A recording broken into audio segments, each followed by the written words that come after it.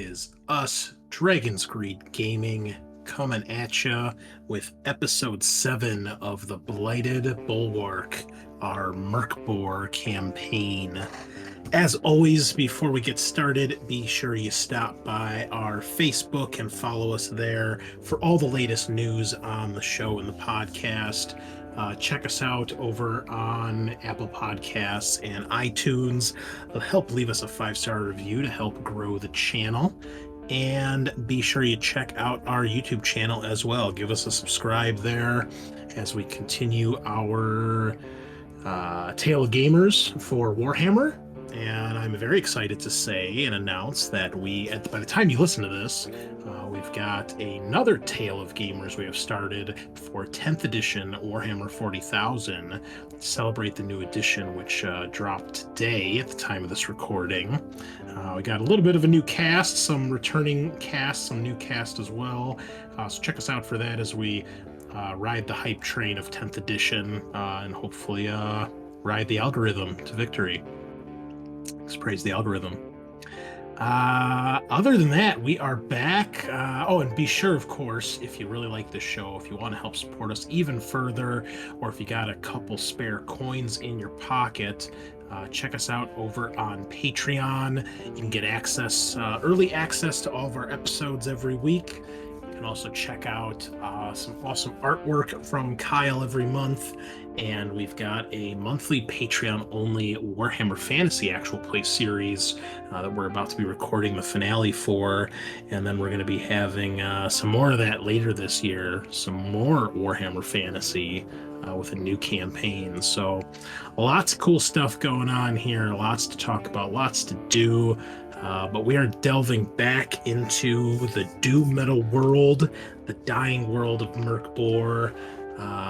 Before we get started, though, we will do a good old round table here. We've got the full crew back tonight, and Tyler's going to be joining us shortly for at least one more episode.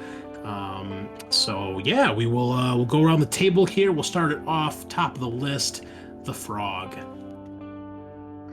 Hey, I'm playing Henry Wright again this week, back from my brief hiatus. Last weekend was a lot of fun for my birthday, Father's Day, and my uncle's birthday. My brother did a cookout and smoked a bunch of ribs, and that turned out really well. That sounds good. Yeah, it was tasty. I also got Diablo 4 for my birthday, so I've been playing that all this week, pretty much. Oh, how is it? It's pretty good. About what you'd expect is Diablo 4. They've continued to ramp up kind of the grim darkness of it to kind of silly levels at this point, but... I mean, you already went to heaven and hell in the last game. The only thing left to do is, meet God himself. They've done some fixed stuff. I guess I partially had this in 3, I want to say. But for the Necromancer, their stuff actually kind of works in a fight because you don't literally need to kill stuff or corpses to raise skeletons and do corpse explosion. Miscellaneous abilities will just peel them off of other enemies in a strange way that doesn't entirely make sense, but I'm not complaining. It works well. I didn't see much of the Necromancer in Diablo 3. I really wasn't playing much by that point, but that's awesome. What are the classes in D4? Classes are Necromancer, Assassin, or Rogue. I forget which one they call it. Druid, Barbarian, and Sorceress. Cool. Yeah. Very cool. Awesome. All right. Who else we got tonight? Let's hear it from who's next on the list here. Kyle, the Redbeard. Hello, it's me. I'll be playing Spug. Oh, is that your new character? Yeah, because I died right at the end. So I'll be playing Spug. He's gonna talk like The Rock, so it'll be in third person. So it's gonna be great. What'd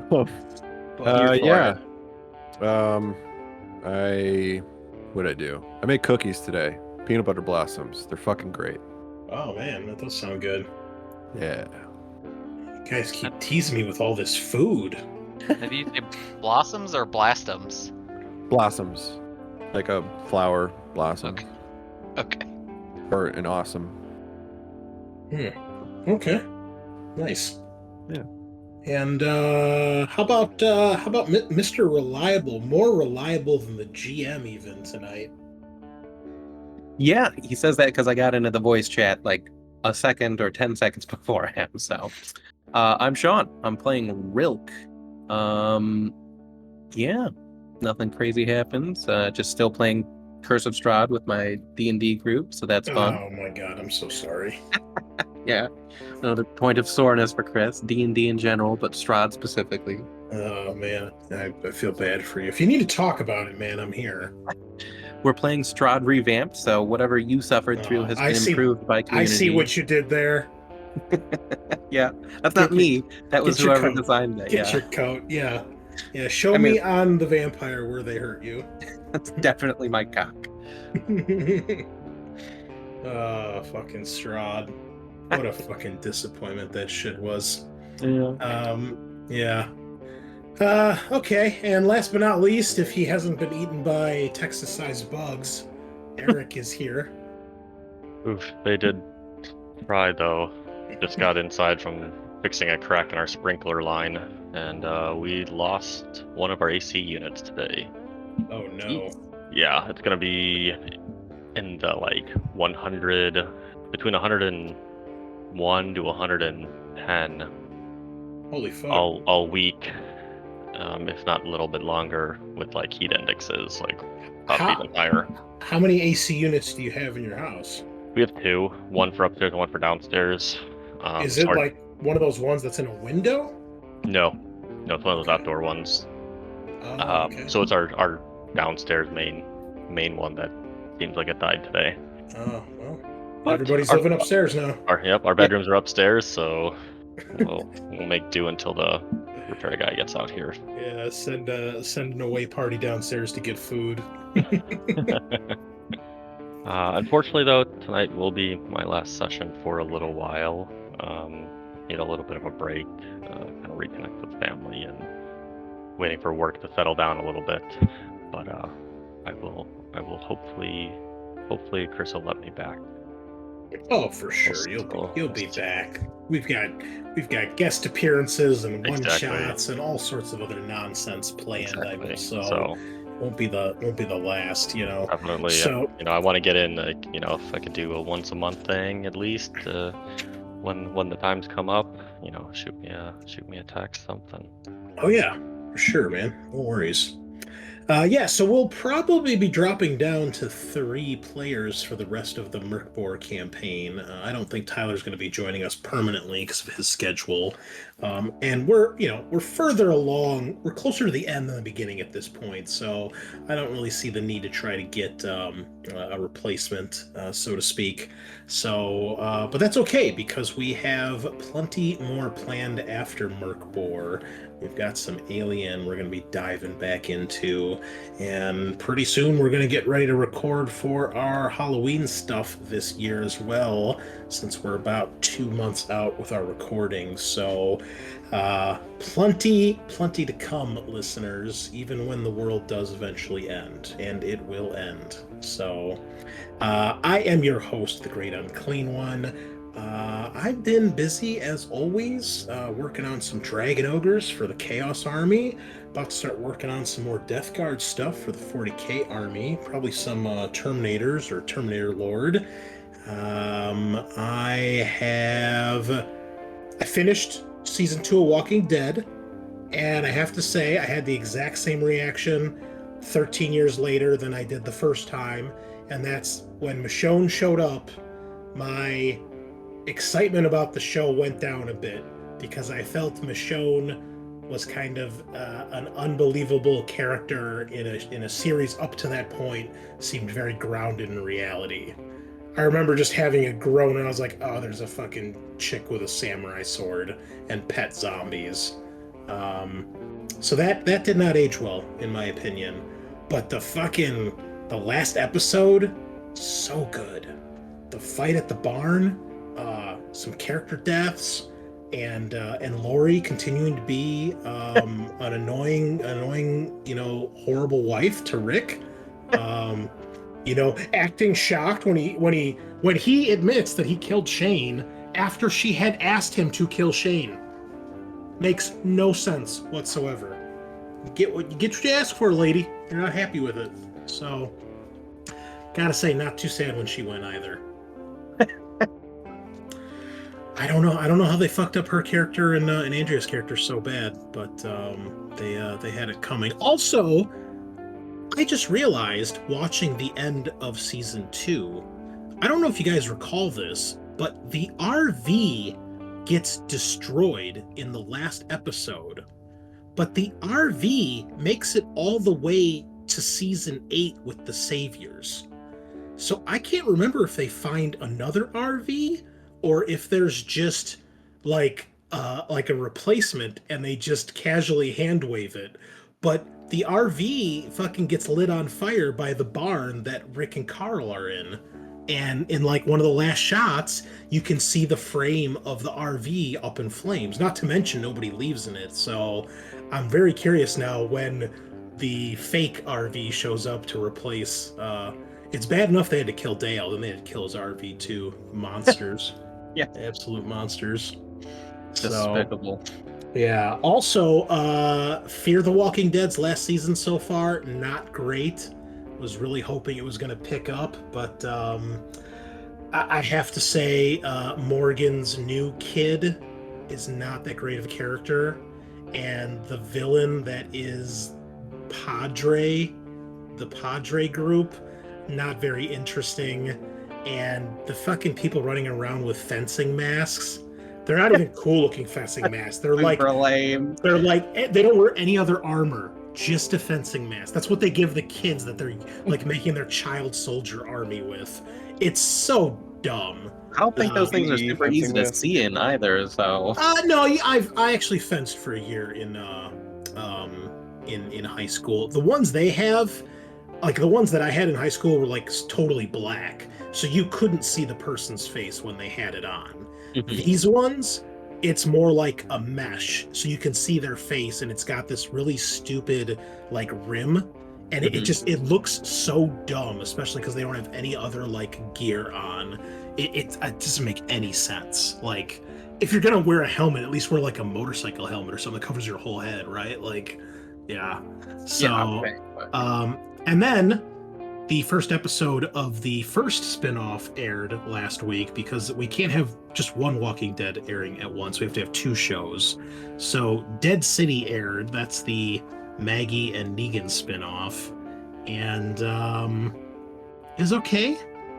Wasn't great, but we'll save judgments till the season is over. We'll see what happens. But it feels like they're trying to just make it feel like it's a continuation of the main show, and so it doesn't feel like it's its own series right now. They just kind of like jumped right into like the story, and like a lot of the stuff that like they would have had to set it up, they don't really get into other than with like a little bit of exposition. So it feels like it doesn't feel like the premiere of a new show. It feels like another season of a past show. Okay. So, but there are some cool things that happen in New York when they get there. So I think it's worth a watch. We'll see. So, anywho, that's a lot of the shit that I've been up to. Also, I've been playing a lot of Faster Than Light. If you haven't played that game on Steam, it's fucking great. Little spaceship exploring game, and a lot of fun. I don't know why I picked it back up again. Been good stuff. Other than that, looks like Tyler has joined us just in time. So perfect. Awesome, man. I'm glad I made it right before the end of the typical Walking Dead bashing segment of the show. Yeah. Usually spend a good 5 minutes talking about how that show's still shit. It's been shit since season 3. But hey, I was not bitching at first. I was talking. I just finished watching season 2. So, but the spin-offs, So yeah, I feel like it's run its course. Anywho, yeah, what are you up to, man? What you been up to this I started painting a while back. I had a very brief flirtation with Sylvaneth, and I bought a Sylvaneth box set. So I've been painting them up before I move on to the Seraphon because they're fairly easy to paint. But I came into a problem. Like, I need new basing ideas. So I've been watching YouTube videos on like how they make good greenery and stuff, and a lot start with that Sterling mud base and they paint over it. So I'm trying that out for the first time this week, and I'm praying it works well, because if it works well, I'm going to use it for my lizard men and a lot of the other new stuff that I'm working on. Well, Show me how that looks. I'm using Sterling Mud on my Vampire accounts. I'll send some pictures into the chat once I finished, but I was watching, a couple of the videos, and they're doing way more layers than I probably will do for a whole army. But for like the bigger pieces, I'll go all out. I think your first problem was picking up AOS models. I think that's really where the problems begin. But yeah, Sterling Mud will not let you down. Their texture paints are cool. I've used them for a bunch of stuff. So, all right. Yeah, we'll see. Cool. Well, feel free to look at our Tale of Gamers. We have some stuff from our 40K that everybody put in there from some of our armies. So you can oogle at that while we play. Yeah. Anywho, last we left, the group of you had, well, not the group of you, just Henry and Rilk had survived the accursed den after battling the cannibal warlock Fletcher. You rescued the boy after you found him in a hidden room, thanks to the violin-playing skeletons, and then made your way back to Cravenford, had another cryptic, eerie mass with the deacon, and then you decided to check out the map that Torben had found a couple sessions ago that led to a wealthy noble, weak but wealthy noble's home. And you encountered a procession of like flagellants who beat the shit out of you guys for a little bit. I forgot. And then they left you after kicking you on the dirt road. And then you guys made it to this old kind of abandoned mansion. It looked abandoned in the woods. And you eventually found a secret passage. There was this huge floating skull in the main hallway, and it seemed to be staring at one wing of the mansion.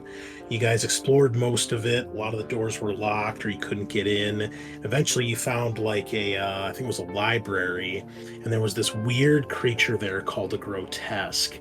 I'll show the art here since Matt was unable to enjoy that last time. Here's the giant skull that was floating in the main hall, and then this thing was in the library, seemingly scared and afraid. Eventually, That's so funny. I believe you guys killed it, if I'm not mistaken. After it tried to grab something out of your hand, I think, Sean. And then you used the cursed sword, and a magic door opened up out of thin air. You went into that, and you found yourselves in like a dungeon that appeared to be somewhere. You're not exactly sure where, but the door behind you closed. You encountered a man who was hanging from the ceiling, apparently had killed himself, only to spring back to life and try to strangle you with the very noose that he had killed himself with. Or did he kill himself? You don't know. You also found another pale one who was guarding, very, very cautiously and jealously guarding a bookshelf with some scrolls. And when negotiations broke down, you decided to murder her for no reason. So that happened. And then you came across a room with a bunch of goblins fighting over a arbalist. And during the fight, the gun went off and killed Kyle's character as he got shot in the head. So yeah, fun all around, as always, with Merkbor. I believe the goblins are all dead. I think we finished that fight. So the goblins are dead, and if they weren't dead, they're dead now. We'll just say that they're dead. I don't remember if we actually finished them off or not, but the room is filled with the body of several goblins. A smoking, spent black powder rifle, and the corpse of your previous friend, whose name I already forgot because his name's changed in here. Drackle. That's who it was. Good old Drackle. So, Yeah, good old no-face Drackle. that is where we are. We'll assume that Henry has been with you the whole time. Maybe he's just been silently judging and observing you, making you guys do all the heavy lifting for once. So, that is where we are. You came here in hopes that you might find a cure for the goblin curse that Henry is afflicted with, but thus far, you have only found a couple rooms. So, there is a door. So there's 2 doors leading out of this room that the goblins were in. There is the door leading back to the room with the man that hung himself, and then there's another door leading out of here that you have not explored yet. And that is where we will pick up. Okay. Can we loot the goblin bodies? I don't think you did. Okay. Is there anything on them besides the what is it even called? I don't even remember. It's a weapon, black powder. It was an Arquebus? Yep. Arquebus. Okay. Anything else they have on them? I think we should definitely take that. Yeah, 100%. I'll just pat our dead Draco friend's body like I'm sorry. I'll pick their noses for them as a last funerary rite. I don't know if Drackle what you had on you, but obviously you can take anything he was carrying. And also, Tyler, Draco wouldn't have a nose at this point, so. Yeah. But I appreciate it. It's a giant hole in his skull. Yep. Yeah, I don't think he had. Yeah, we Peace. See. we did a good job messing ourselves up last episode. All right. Well, if there's nothing else on the goblin besides the arquebus, I think time to move forward. Right? Keep going. Try to find this cure. Yeah. I'm looking for the looting table. I don't remember where I put it. Well, and also, I for sure know that he had 20 silver. But since I've become Spug, my inventory has changed. So. All right. I think there were 3 other goblins. There were 4 goblins in total. So roll me 3 D66 roll, please. All right. I'll roll 1. The one goblin just had the gun. 41. You find a map to a place that cannot possibly exist. Okay. Sounds cool. I would. Right, 1 for me. 2. That's a Need D66. another one. Oh. So a 2 and a 1. 21. Nice. You find a pot filled with extremely potent itching ointment. So many good prizes in this game. Dick, bro. That's cool. Everything's coming up Millhouse. Tyler, you want to roll the last one? Sure. I didn't know if seniority, if you wanted to give Frog it. Oh. One of us. I- One of us. I didn't kill any goblins, so I think someone else should roll that. Henry's, like the boss. We're the underlings picking through their pockets. Anyway. Yeah. He allows you to loot the corpses. If we do it out of line, he just chops us up with that chaos blade. We're A gonna. 3. It's a D66. We're gonna start making Henry's gonna become the Chuck Norris of this Oh, hell yeah. this universe. Is that? There you go. Did I do it right? All right. 12. The remains of something worthless crumbles in your hands. Like my life. Yep. Whatever it was, it's gone. And it's gone. Just gonna move all your stocks into this bond over here, and it's gone. And it's gone. Oh, sorry. We're sorry. I believe there's also a bonfire in this room? Let me double check my notes here. Ooh. Yes, there is a bonfire in the center of the room that the goblins were huddled around, probably before they started fighting over the gun. Interesting. The gun is in the inventory. You guys can take that out of the black powder weapons folder. You guys should have access to that. Whoever's going to grab it. Who wants it? Whoever's good at agility, I am melee, so I will not be using it. I mean, I'm horrible at everything, but I've been shooting. But I'm also like I'm full. I'd have to get rid of some of my other stuff. So if anyone has inventory that would rather take it, I give it up to them first. Yeah, my inventory's over too. Knowing me, I'll probably blow up in my face if I try using it. We'll see when we get to Spug. And there's enough shot and powder for 4 shots. I'm sorry, 5 Excellent. shots. 5 shots. If no one else can carry it, because they're over capacity, I can carry it. Because I have 1 more carry slot available.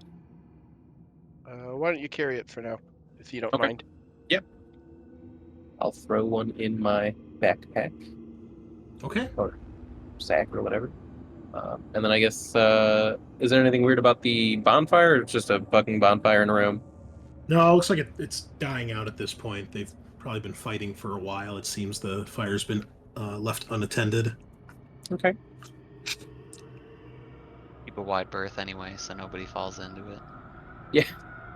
Knowing this game, yeah. It's not that big. It's quite small. Fair enough. We're quite stupid. All right, so I guess Yeah, just go to the next room, right? rooms. Yeah. Continue on. Let's hit it, boys. Okay. You open the door, and there is a. Oh, that reminds me. Does anybody have a torch? I don't remember if we resolved that. Yeah, I have 2 torches if we need, but I thought someone else had them too. Yeah, like we should One of my old figure that out. characters Who is carrying a torch? Because it is pitch black down here, other than that little bonfire. I mean, I've got a torch if no one else does. So Okay, so you're carrying a torch. That's the only source of light. I Okay, guess. great. Yeah. Okay, so you open the door, and you can see that it is a narrow hallway, and it is a staircase that descends down a little ways.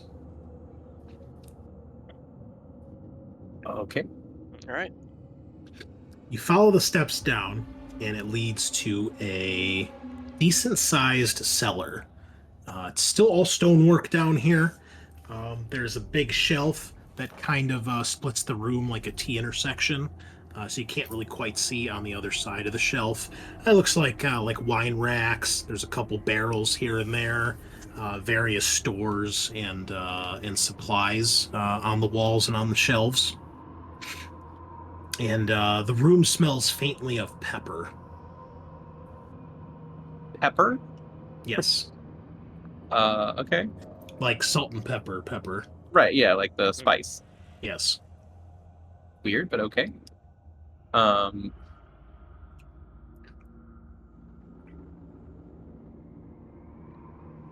Okay, it looks like just a noble's basement with wine. I wonder where that pepper smell's coming from. A little Do you guys bit. smell the pepper? I do. I do smell pepper. Does it look like there's like a lot of pepper and dust hanging in the air? I mean, there's about as much dust as you would expect, but no, it doesn't seem like there's any pepper just floating around or anything like that. Right, yeah. I'm just trying to avoid causing a dust explosion. No, it doesn't seem like there's anything like that. Okay, cool. Yeah. I guess we'll just go in and kind of look around the wine racks. Okay. What's everybody else doing? We don't necessarily know if the cure is written in a book or on a scroll. Like, we're kind of just grasping at straws. Am I kind of correct? Pretty much, yeah. You're All right. pretty much So exactly correct. We're looking for anything and anything that could give us a little bit of a clue as to how to fix this thing. Yeah, could even be pepper, you know? Well, that's what I'm getting at. Does smelling this pepper make you feel any better there? I'll It- take some does huffs not. of the air. No. Uh, You take some big huffs, Henry, and you things start to get a little fuzzy. You start to feel a little sleepy. You kind of lose track of where the stairs are and the exit to the room, the door that led down here. You guys can all see when he takes some deep breaths, he looks a little lightheaded. Oh, God. I would take a seat over here. You all continue searching the cellar. sure thing, boss. You feeling okay? Those sleepy. Hmm. Yeah, he passes out. He's like totally asleep. Man, lazy bones didn't kill a single goblin. Now he's sleeping. This guy's your leader? I mean, he does real good work. Yeah. All right. Well, he's sawing logs right now. Eric, what are you doing? I'm gonna kind of like try and like nudge Henry awake. He's out, man. He is snoozing and snoring. That's strange. I mean, it wouldn't be the first narcoleptic character we've had in the campaign. Yeah. What do we do with him? This hasn't happened before. Think maybe he just ate too much? Sometimes when I eat too much, I fall asleep. The itis. Yeah.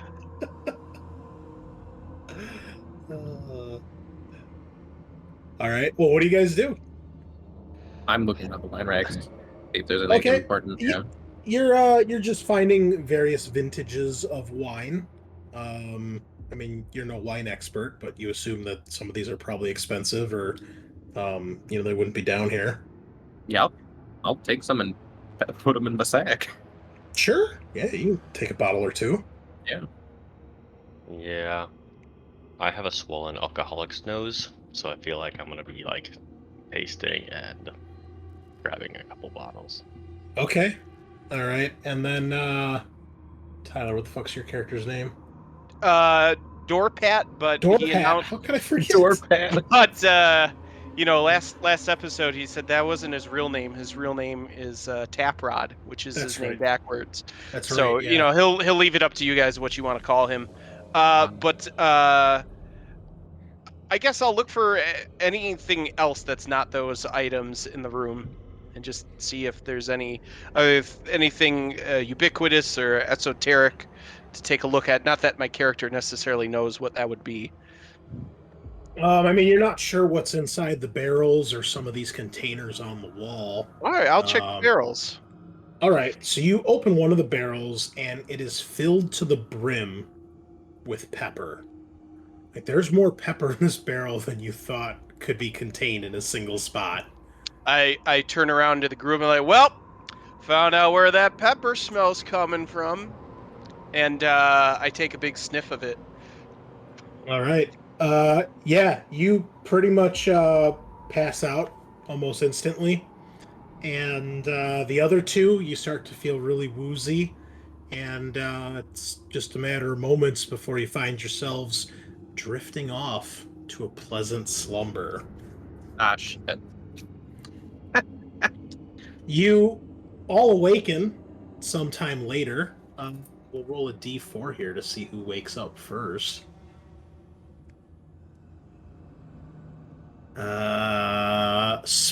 Wait, 1, 2. Rilk, you are the first one to awaken. Cool. You see that you are in a prison cell of some sort. Your three companions are here with you. All of them appear to still be passed out and asleep. And basically there's just 3 walls are stone.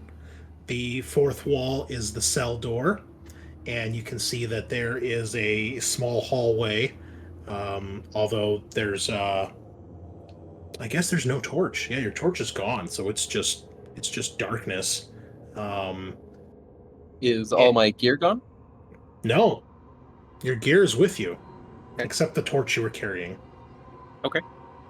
I technically have 2 torches, so now I. Yeah, the other torch is still there. It hasn't been touched. Okay, real weird. I'm gonna wake up the rest of them. Okay. Do you light the torch? Not yet. Okay. Well, you start fumbling around in the dark, and eventually you find your other 3 companions. Roll me a d4, Sean. Sure. 2. Okay. The first person you wake up is Henry. I mean, I can't really tell. So I'm just kind of slapping a person in the face. Yeah, maybe you feel the pommel of the Chaos Blade or something, like one of his pieces of gear, his giant stone commandment that he likes to throw around. Yeah. Come on, Henry, wake up, wake up, wake up. Ugh. Ugh. Wait, what happened to all those barrels? They were filled with pepper. Yeah, you find yourself in a pitch black.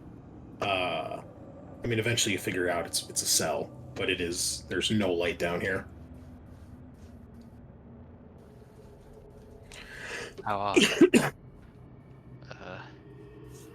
well, let's regroup, and I'll fumble around, also helping wake the folks up. All right, roll me a d3.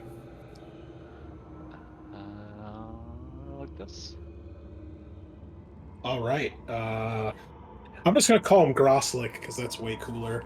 Grosslick is the next of your companions that you find and awaken. Hey, we're in a cell. A cell.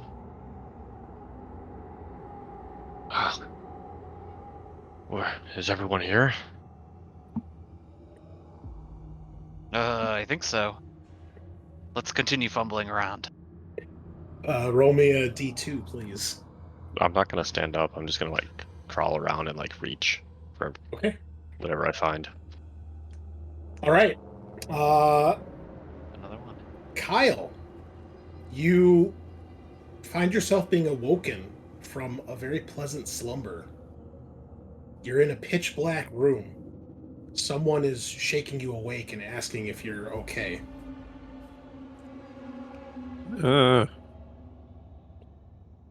Why? I was sleeping.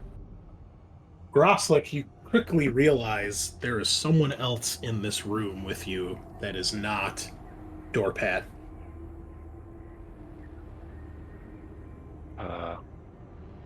Who's there? Hello? What do you mean, who's there? It's me, Spug. Who are you? Not you. Oh. There's someone else. Spug is the someone else. You don't know who that is. He's a 5th person in the cell with you guys. Who are you? Well, Spug. I don't know What's you. Spug? What's a Spug? I'm a Spug. I don't know you either. Where are we? Down. Helpful. Always. This is like one of those episodes of Scooby-Doo where all you see are the characters' eyes in the dark, and they're like having a conversation. This is fucking ridiculous. Fuck yes. Are our eyes narrow Where's enough the to lights? see bars? Because then cartoon physics would say we could just walk out of here.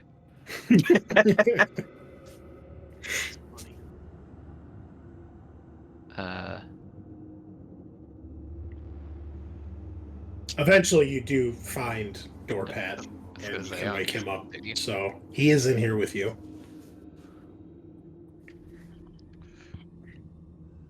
So many new friends. Just having the most wonderful dream. Oh, there's more. What's your name, partner? Bug! Bug, how long have you been down here? Oh, You have no idea. I have no idea. Okay. Good Very Well- helpful, this one. Do you know anything about curses? I bet you I do. Do you know how to take them off people? I bet you I don't. All right, well, I tried. It was good effort. We'll call it a wash. Yeah, one good, one bad. Guess So how all do you that's- get out of this place, Spug? Well, I guess you probably wouldn't know because you've been stuck here. Correct. I've been here for a while. Oh, that's no good. Well, maybe we can help you out. I'd love it. Well, perhaps we could try the door. I'm gonna fumble my way over and mess with the. Do we want some light? I've got my torch. Henry, the door opens. Okay. Oh, Maybe we should use the torch. could I have done that this whole time? You're not sure. It's the first time you've woken up in this cell. Son of a... It never hurts to try. Oh, just my luck. You light up the torch, Sean? I think Henry said no. Oh, I think that's a good idea now that we've got the door open. I Okay, gotcha. was I will feeling like pop it open. Or pop it, Alright. I'll turn it on. Worried about drawing attention or just someone seeing us. So you find that the cell that you are in has just one lone bench against the wall. Other than that, it's completely barren and empty. It's rather cold and kind of damp down here. There's a hallway that runs in front of the cell, left to right. To the right, it goes a little further. There's two more cells, identical, empty, nothing's in here. To the left, there is a door.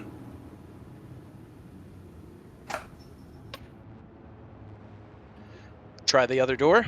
Yeah. It looks similar to the. Also, all your stuff is there, minus the first torch. Nothing has been taken, nothing's been disturbed. All your equipment, everything is still with you guys. Every time we enter a new room, I'm gonna take like a big sniff to see if I smell anything. That's really strange. Who would have put us down there? What's the last thing you guys remember? I remember opening that barrel and it was full of pepper. I remember you saying that and then falling asleep. Uh, I remember my cave. Oh, can you, what do you mean by cave? Yeah? Oh, I have a cave. Why? I think we should leave him here. What? But we're just We- getting acquainted. We haven't had much luck saving people. that is true. You know, Well- stranger, it would probably be best off if we killed you right here. Spare you a whole lot of pain. Oh. I'd love to get back to my cave.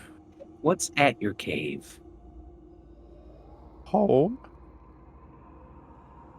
Not like you don't live in like a town or village? Just a cave? Yeah. Yeah. Little hole in the wall of the world.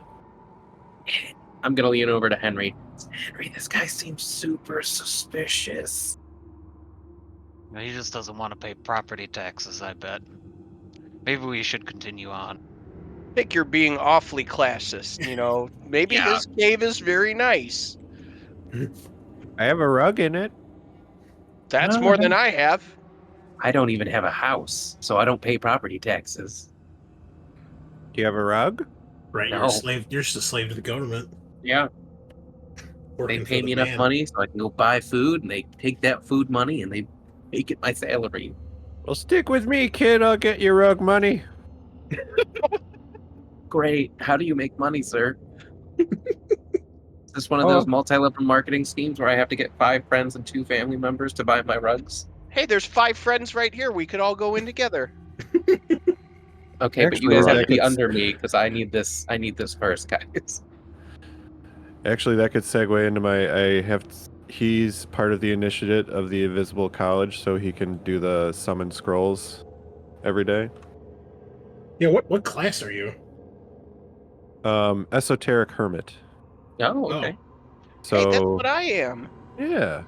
So I can summon 2 scrolls, and then I have to roll a d4 to see if they're clean or unclean.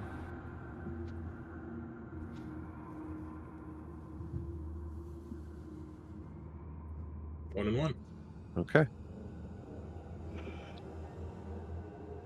What does unclean mean? They like backfire? No, scrolls are just broken into sacred and unclean. Oh, I see. Got it. I would assume it's like holy magic and then just regular pleb magic. Yeah. Okay, Mhm. cool. Okay. Sacred and unclean. Alrighty. Yeah, so you'd watch Spug just produce scrolls out of thin air. Okay. So hermetic step is you find all traps in your path for 2d10 minutes. And then Tongue of Eris is a creature of your choice is confused for 10 minutes. Okay. So, pretty neat. Great stuff. Get ready. I'm going to open this door. Sounds good. Draw my bow. All right, Grab you my open the femur. door, and there's a similar looking hallway to the one that you descended to get into the cellar that leads up towards a door at the top of the stairs.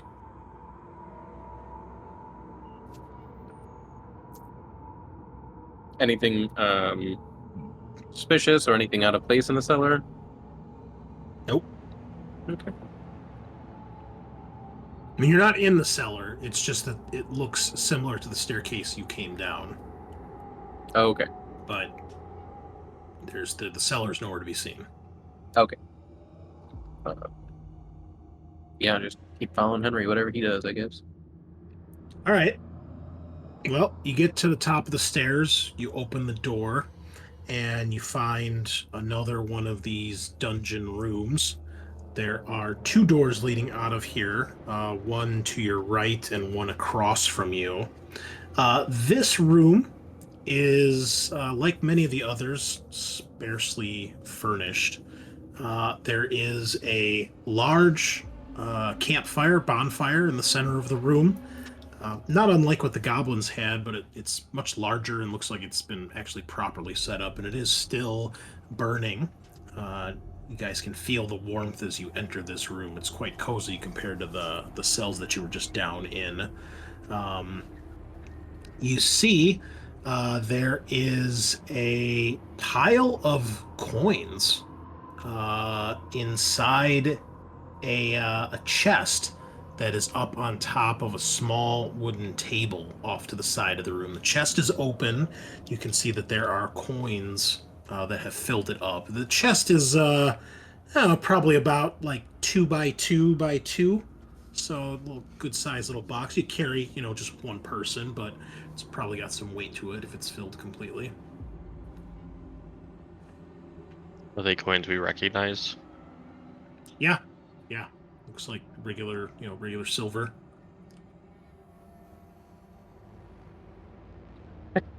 A suspiciously placed chest of coins. There's a saying to not look the gift horse in the mouth. You know what that means? No, okay. And Dorpat takes one of the coins and chomps on it to see if it's real. They do on old-timey days. Sure, yeah. So you pick up the coin, you instantly can tell that it is covered in some sort of disgusting grime or greasiness.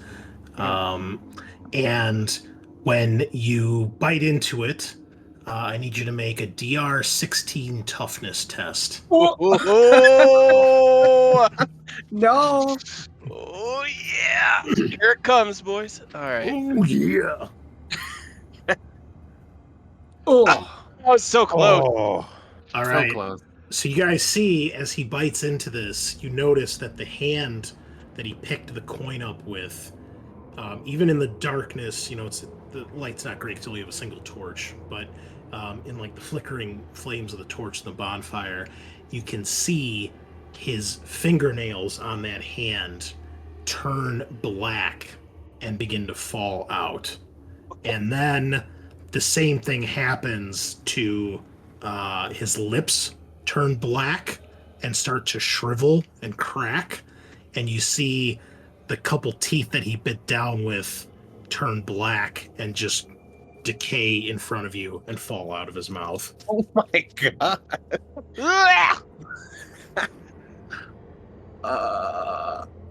I drop the Gonna coin back and away from this. recoil at the Oh. horror that I've unleashed upon myself. Yeah, I'm not even gonna go near door, Pat. I'm sorry, but man. Ow!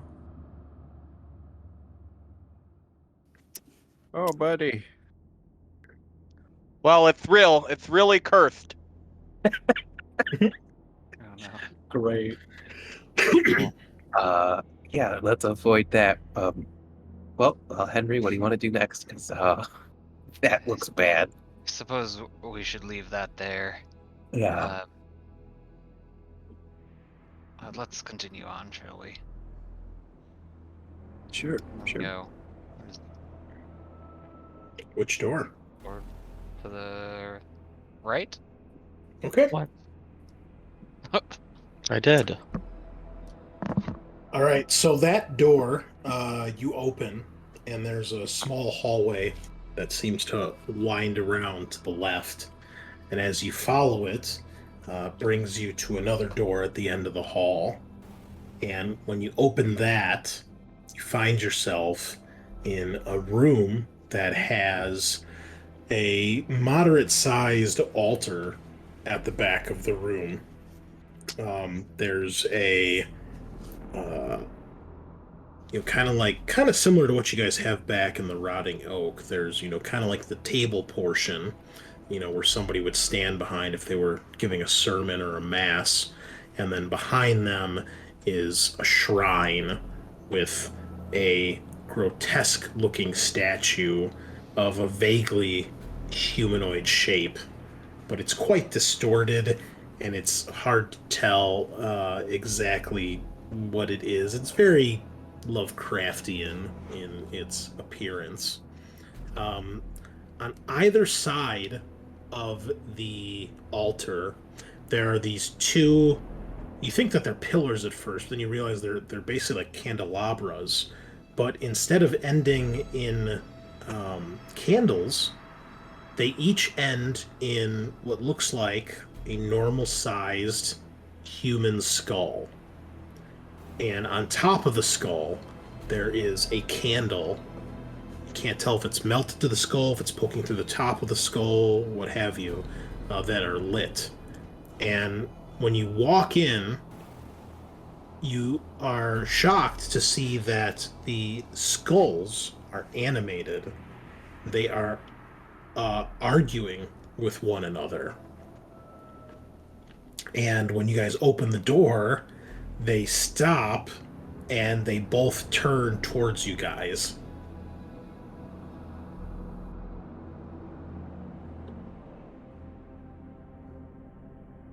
Did we make out anything they were talking about? It seems like they were arguing about not having had a sacrifice for quite some time, and basically blaming each other for not having that done. So I don't think we should sacrifice anyone, right? By gods. Okay, based on the reaction, yeah. That's not. I mean, again. I mean, technically, we sacrificed a grotesque creature, not a person, right? Different. Didn't we sacrifice that other guy? You know, he was meant to be sacrificed by the Bachelor. Yeah, It but was his wasn't that supposed to clear up the way in to the space in between the wall? Yeah, it like opened the door. Yeah. We have to continue sacrificing people to get through here? Oh my goodness. Well, I mean, we did, just meet a guy, right? Spug holds his femur up a little higher. Look at him. All he's got is a femur. Spug reaches behind him and produces a bomb. All right, maybe less easy than we might have thought. Spug puts the bomb away. Never mind. That's right.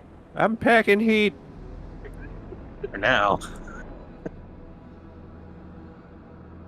Eventually, one of the skulls says, What? "Well, are you going to get on with it or what?" You there? Do you know anything of removing curses? The two skulls look at each other and then turn back to you. Does it look like we know anything?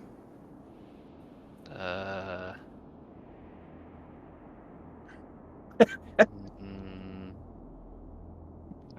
ponder this thought. One of them says, "That's a rhetorical question. Obviously, the answer is no. We're a frickin' skull on a stick." Yeah, but you guys are talking. "Yeah, so are you," says the other one. That's true. Got us Dorpat there. ponders that. Do you guys know anything about curses? They look at each other, and even though they have no muscles or facial features, you can tell that if they could, they would both be face-palming themselves right now. And you hear one of the skulls whispering very loudly to the other one, "This guy just asked the same fucking question as the other one." "Yeah, maybe we have a good sacrifice then, huh?" says the other one in return. And they turn back to you as if you guys couldn't hear what they were saying. Well, it's always good to Does double the check. sacrifice have to be human, or can it be, I don't know, say a skull on a stick? Good question. No, why would it have to be a human? That's ridiculous. You're what? I mean, we'll take a human if that's what you got, but yeah, we just need a sacrifice. That's all. Yeah, does it have to be living? And then the other one says, "Yeah, and then you'll get a reward." That's how this works. A reward? Wait, what if it's a reward like that gold that's in the other room? That's a bad reward. Oh, good point. Don't know anything about any gold, buddy. So the reward's not gold, is what you're saying. Correct. Are you able to tell us what the reward is? No. Who is giving us this reward? We will, obviously, Why can't you tell us what it is? because that's not how this works. I whispered to the group, I don't trust them for some reason. Yeah, I'm tending to agree. Yeah, it's probably because we're skulls on a stick, huh? Yeah. That's real classy. Who's the statue for? They both turn to the statue and look at it and then turn back to you. It's for the shrine and the altar, clearly. Who's it of? I don't know.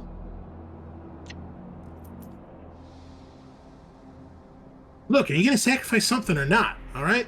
We got stuff to do here. Okay. Do you want the reward or not?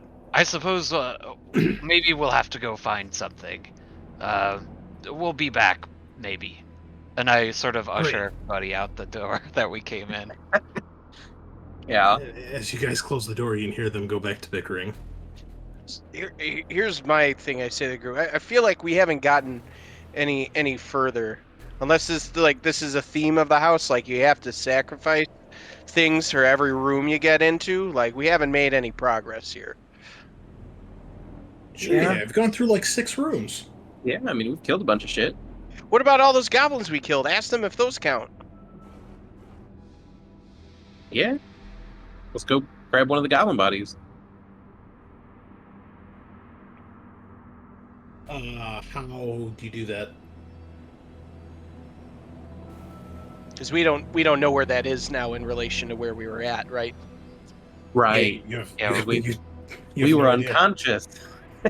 We gotta take the door on the left, I think, or whichever the other door. Yeah, let's give it a shot. All right. When you guys go into the room with the bonfire and the poisoned gold, or poisoned silver. It's just silver in this game. Everybody give me a presence test. DR 14. Ooh. 7 Spug for just me. hits it. 16. Look at these wise motherfuckers. Oh, Jeez. Grosslick, net 20. King shit. Grosslick. All of you that pass can tell there is something in the bonfire, right in the center of it on the bottom, in the middle of the flames. Grosslick, you can tell it appears to be some sort of little oddly shaped piece of wood. But you can tell now that you're looking at it, it doesn't appear to be burning. What's that in the fire?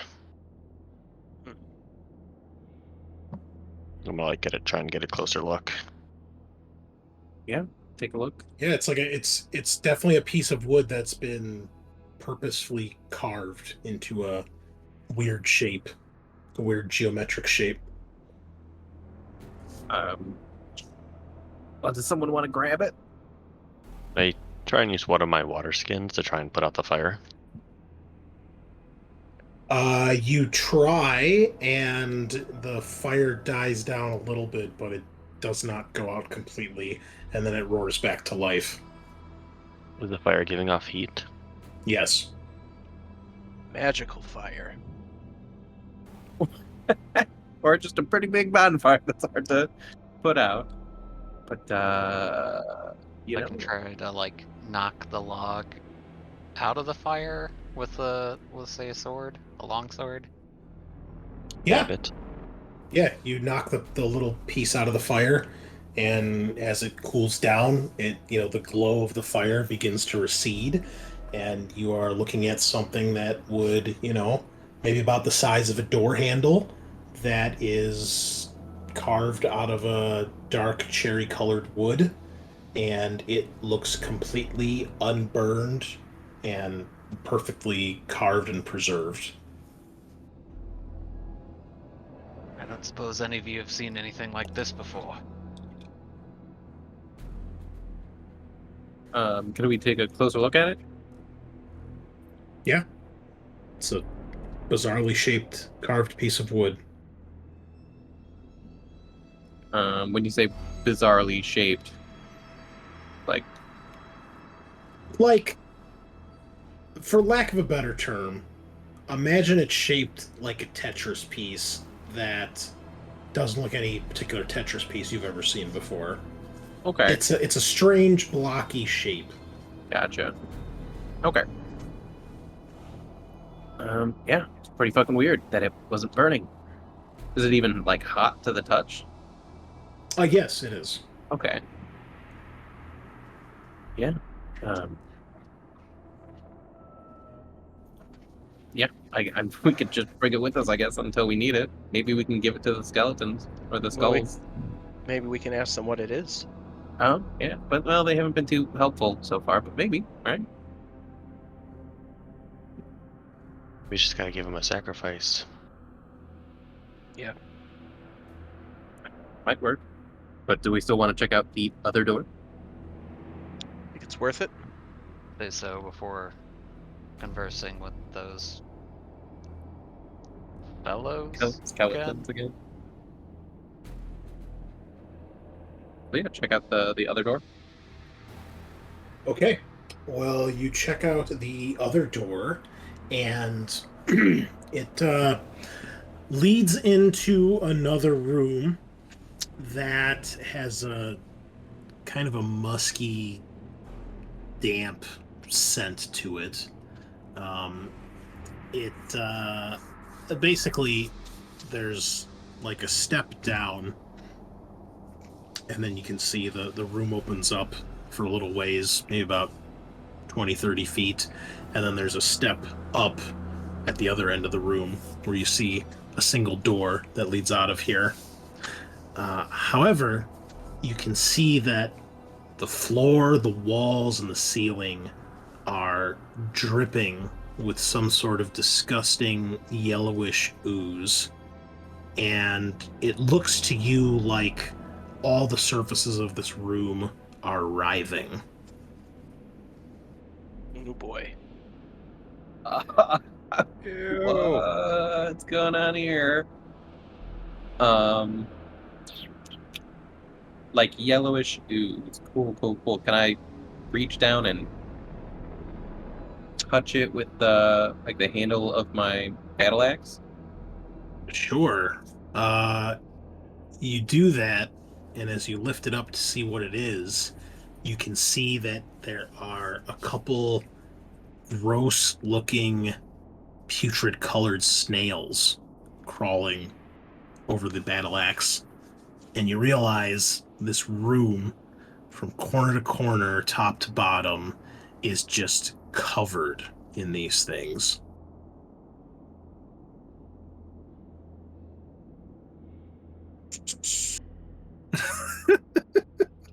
Hey guys, snails. Did anyone bring any salt? Actually, not joking. There's pepper in the other room. I don't think pepper kills snails. Right? Just saying.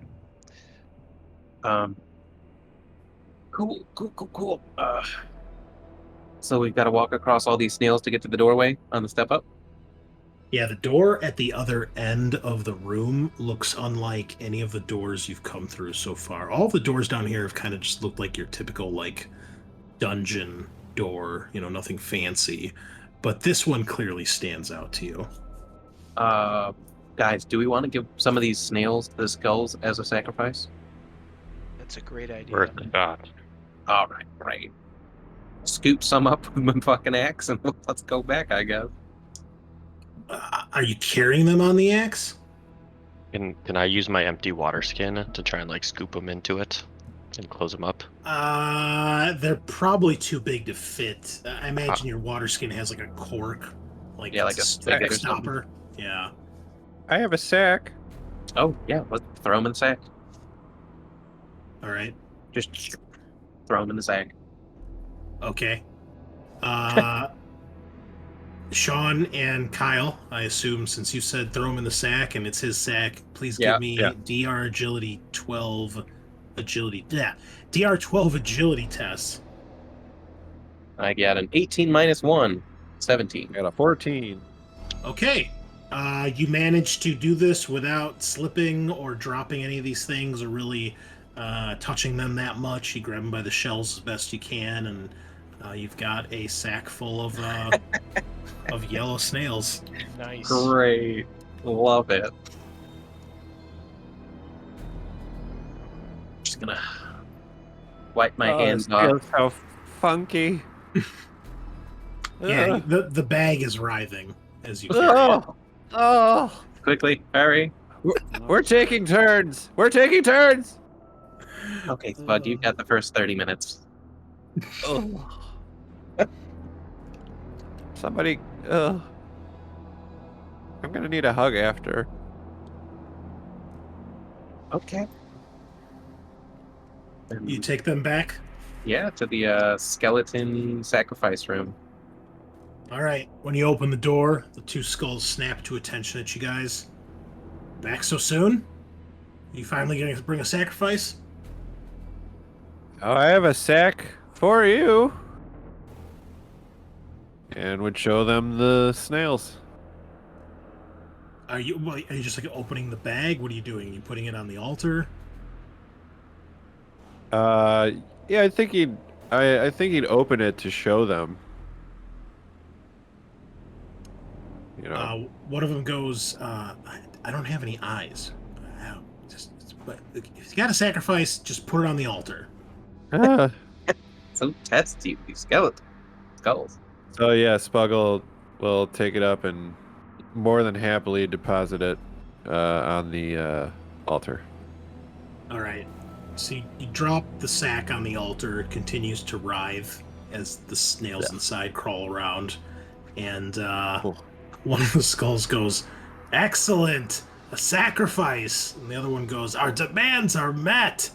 and they begin to cackle and laugh, Oh, no. quite maniacally. Oh Jesus! And Yeah. then there is this greenish flame that just engulfs the bag, and obviously the snails inside. The flame then kind of shoots out two beams of this green light towards the skulls, goes into their eye sockets, nasal cavity and mouth, and they kind of illuminate for a moment. The altar begins to glow, and you feel like there's a small rumble in the room that, like, you guys have to, like, steady yourself on the nearby wall or something, like there's a minor earthquake. The laughing of these skulls gets even more loud and just starts to increase in intensity. And just when it seems like this room might fall apart, or like they're going to scream so loud your eardrums are going to shatter, everything goes quiet. The flames instantly go out. The green light is gone. And there's a pop and a puff of smoke where the bag was. And you see there's an object sitting on the altar. And it looks similar to the wooden thing that you guys found in the fire. Okay. Spug would pick it up, I guess. It looks like, it's part of a set. It's not the exact same shape, but it appears to be the same type of trinket. Can I ask the skulls what these things do? They are silent. Damn it. They probably wouldn't have told us.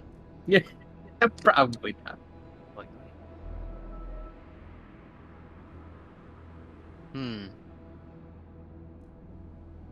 Well, hopefully it repels snails.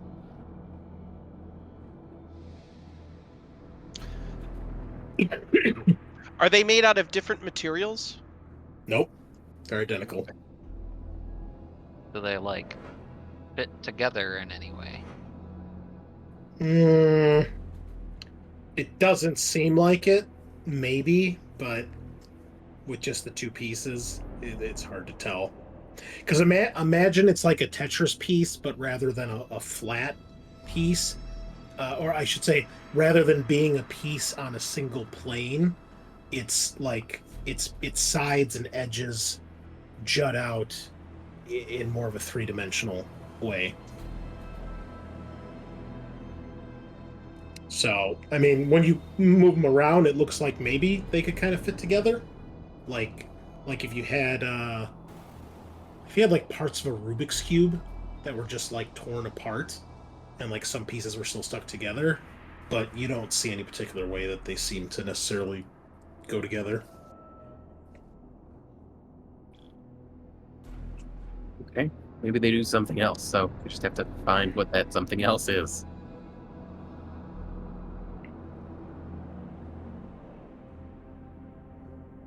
So I could just take the piece with us and go back to snail room, guys? Sorry, yeah, there was still a door in the snail room, right? That we had not went through? Yes. Okay.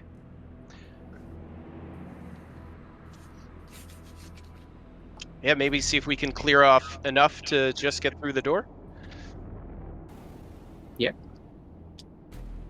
Okay, well, you're back We use, in the snail room. Can we use the torch To do what? to kind of like clear the way? Will they repel from the fire? I mean, they're snails. They move really slow, so not really. I mean, they start to, like, shrivel and crackle and burn, but it's a very slow process. And once you do that, like, when you take the torch away, like, snails just slowly fill up the space that you just cleared. Wait, Spug, you have a bomb, right? I do. We could throw the bomb in there and close the door. Or Think just Bob would walk. take them all out? I have no idea. I don't know anything about bombs. We could do that or just walk to the door very slowly. I'd say maybe that's our best bet. Walking slowly. Okay. Okay. Anyone who crosses the room, I need a DR12 agility test. It's like walking on a writhing carpet of wet Ooh. shells. 17 again. 17 again. Look at this fucking 8. show. 15. Oh. Spug will go ahead and re-roll. Well, yeah, he'll re-roll that. Yeah, I'm gonna save my reroll. I'm gonna suffer the 8.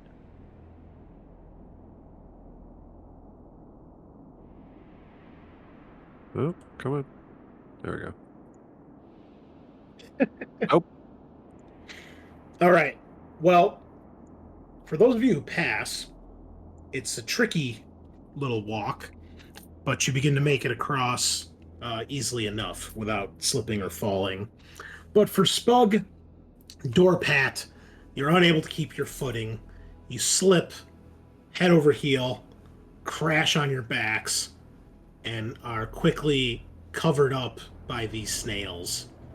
And you can feel this burning sensation on your skin wherever they are crawling as they begin to try to devour you. Please give me DR 14 toughness tests or suffer Ooh. D6 damage. Oh, jeez, fuck. they're deadly. Toughness. Yep. Alright. Ooh, 13. You both take D6 damage, not reduced by armor. Can I use my last omen to re-roll that one? Sure. It seems You like can I... reduce the like. Oh level yeah, by I'll just do 4, the thing where I can reduce it by, was it 4?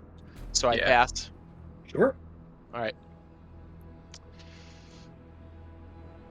I'm gonna roll. Yeah, alright, I'll take that. 1 1 damage, easy. 1 damage, I can Alright. shoulder Well, that. He's got more than 1 HP, so that's good. Yep. Yeah. Good start. It's more than we can say about our fallen god Gildenkrantz. Still the coolest name. Right? Like, And that How'd was we just a go from- randomizer. how'd we go from Gildenkrantz to Dorpat? I Oof. mean, I don't know. You reach the door at the other end. Do you open it? I guess. Yes. All right. You brush away some of the snails. You grab the slimy handle. It's like one of those ring handles, like on a cell door, kind of, like a door knocker almost.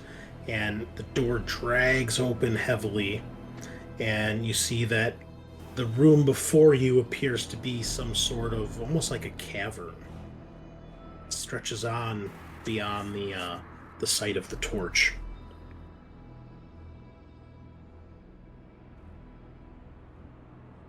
Just keep going, boys. I'll close the door behind us, but continue on. You don't have to. It's a door that slams shut of its own accord if you don't close it yourself. Oh, It's like one of those heavy doors that, you know. It's like a... Weighted. Yeah, thank you. That's the word I'm looking for. And you guys begin to go forward with the lonely light of Rilk's torch leading the way. And you walk maybe about 30 feet, 40 feet or so, and you see on the floor, you know, you're clearly in a cavern. It's just earth and stone. But eventually you get to this area, Rilk, where there's a large square in the floor, like a square tile, maybe about, I don't know, 5 feet by 5 feet. And you can tell it's made of wood.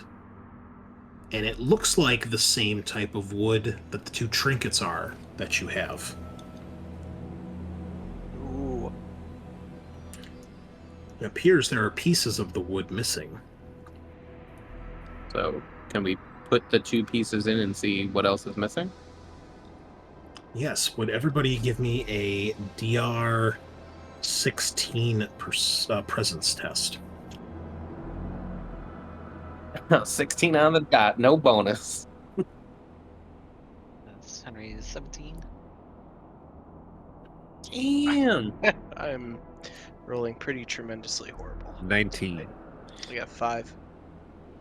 Hey, for those of you that 17. passed, you hear the sound of stone, like loose rocks, kind of like falling off a ledge, or like something shifting in the darkness. Something shifting in the darkness. I will pull out my necro whip and be ready. Sounds intense. When you turn towards, oh yeah, you missed the necro whip you got last adventure. You turn in the direction of the sound. You realize that it's coming from all around you. There's more than one source of the sound. And eventually, you see 1, 2, 3 sets of red glowing eyes in the darkness. And they begin to approach you guys. And you can hear the sound of something scraping and stomping on this cavern floor. And eventually they get to the edge of the torchlight, and you see these reptilian type creatures. It kind of looks like a cross between a lizard and a bat. It's got a longer neck, kind of like a pterodactyl, and it's got a head that's kind of like a pterodactyl or a velociraptor, kind of like a dinosaur kind of shaped head with like a long snout, these big red beady eyes, and then you can see that it's got big webbed feet that end in rather large talons. Its arms, though, are wings. Very, very grotesque, kind of tattered looking wings. The creature itself has a very putrid green, yellowish hue to it, almost like a sickly orange. And you can see there's a row of quills that go down from the back of the head down part of its back. And you can see that there is, it ends with a tail that stretches out a couple feet behind these things. Each of these things is roughly, I would say, half the size of a horse. Jesus. They're big. They're not huge, but they're definitely large creatures. And I need someone to please roll me initiative. Holy fuck. Super cool, by the chatty way. sort. I mean, it's cool as hell, But it is gross. Bug has evacuated everything. Oh, Players damn, begin. that's some cool art. The internet is good for that good old art. All right. Okay, what'd you guys get on initiative? Players begin. Okay, I'll just put some tokens out here. Widescreen tokens. Yeah, I've given up on doing actual circular tokens. It's just a waste of time. So, but they are supposed to be larger than you guys. So That works. it's one extra step and one extra file I have to have on the computer. So wait, that's Draco. He's dead. Yeah. Let's Rip fix Draco. that. Big rip. Dracula. Spug. Good old Spug. All right. And Groslick, the greatest hero. So Rilk, you'll be in the middle because you have the torch. Sure. And basically, yeah, these things are kind of coming from all 3 directions from you guys. And you know what happens when we get initiative in this game? The fucking music! Yeah. Heroes, you are first to act. What do you do? Spug screams and throws the bomb at this one. Okay. Give me Did we say They are agility, DR... right? Yep, it's DR12. DR12 agility? Okay. Oh, that's a 19. All right. Roll damage. All right. Come on, baby. 8. All right, these things have D4 armor from their leathery hide. Oh, bastards. So 4.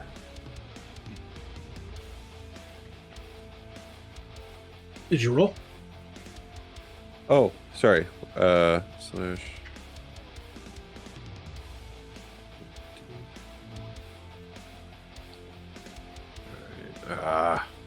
Okay. All right, So so 5 damage. A 5. 5 damage. Okay. Next. Rilk will target the one above with his Necro Whip. Sweet. Let's see. What it is? Necro Whip.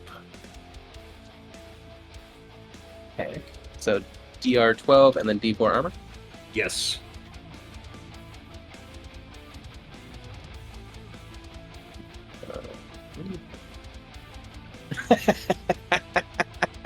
No damage.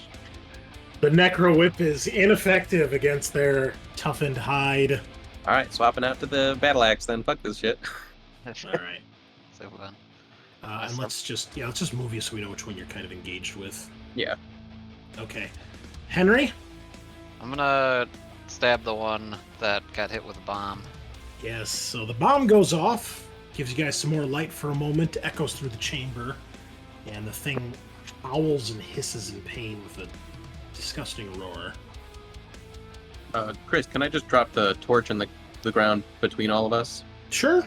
Okay, yeah, so that way still have light if I move away. It burns the wooden puzzle, and you can never escape. The end.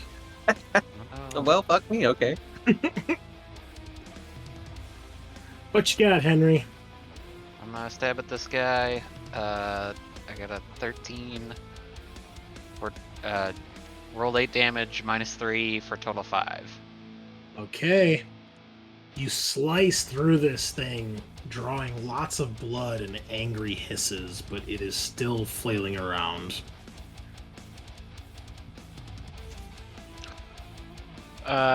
My last tier. You and Groslick. I'm gonna shoot the one underneath me. Okay. Is it crossbow? Ka-chunk. Ooh, for looks like 8 damage minus what their armor, I suppose. Their armor's D4. All right. Should I roll the D4 to see what it? Yeah, you put that in when you make an attack, it'll roll it automatically. Oh, I see. All right, so it does 4 damage. All right, you strike it. It seems to hurt it. They are not immune to bolts. Both. And I'm gonna shoot the one closest to me. The one on top here. Okay. Nice. 1d4. So 3 damage. And armor. 2 damage. Okay. You draw blood on all 3 of these creatures. It does not seem to deter them as they rush in. Henry, you will be attacked by the one on the right. I'll roll for the other ones here. So between Rilk and Groslick, you will be high. Rilk, you are low. It's hitting Rilk. Makes sense. And then, I guess, Tyler, you're the only one that hurt the one on the bottom, so that one's going to come and attack you. That makes sense. And it kind of like that one, because it's kind of across the room from you, it kind of does this weird hop, and it kind of flaps its wings. It doesn't really fly so much as it kind of flutters like a fucking turkey, like across the room towards you. Each of you that are being attacked, they attack twice. Once with their claws at the end of their weird wing arms, and then once with their snapping jaws. The claws do D4 damage, and the jaws do D6 damage. And what's the DR? Okay. So for this, we click defend, and we have Yes. to get over to. All right, got it. First We one do is it. dodge. Well, you go first. All right. Nice, Dodge, Henry. Claws. And the other one also. Doing a Right. double dodge. All right. All What's the second attack is a D6 damage? Yes. Oh boy. Just barely dodge. Or not. Oh, -1. Shit. 4 damage. Oof. Damn! Thing takes a chunk out of your arm. Yeah. Doorpat takes a minor hit. Take 1 damage, and I'm gonna roll for the other one.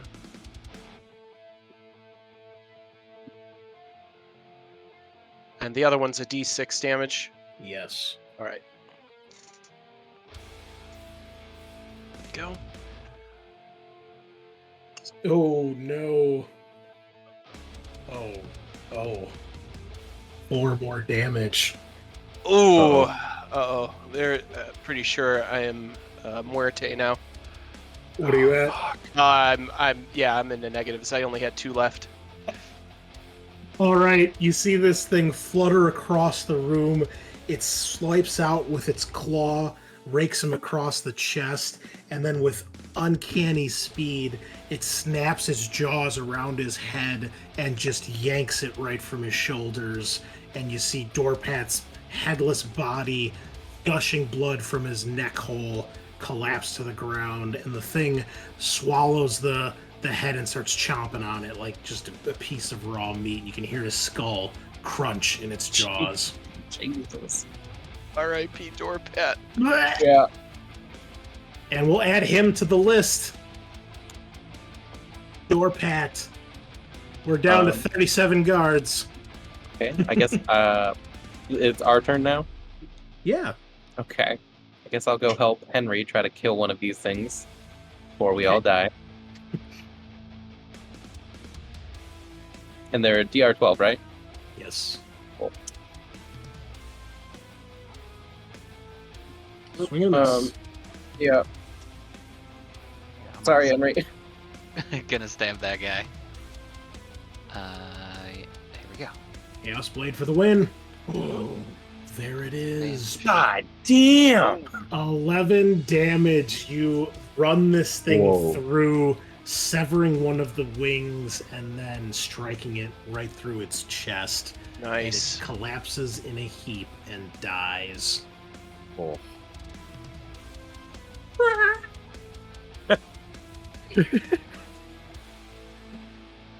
Next.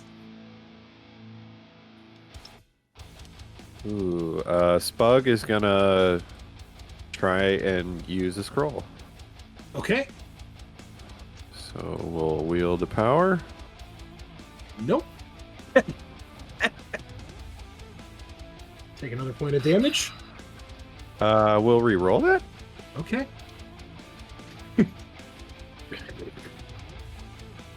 All right, let's see. Come on, buddy. Even worse. Wait, you Oh. could have just reduced the difficulty by 4. Well, now I can't. Ah, So- damn shit. Took So 2 more instead. damage. Yeah. I'm fucking my head. Ow. Okay. Groslick. Guess I'm gonna take another shot at this top one. Okay.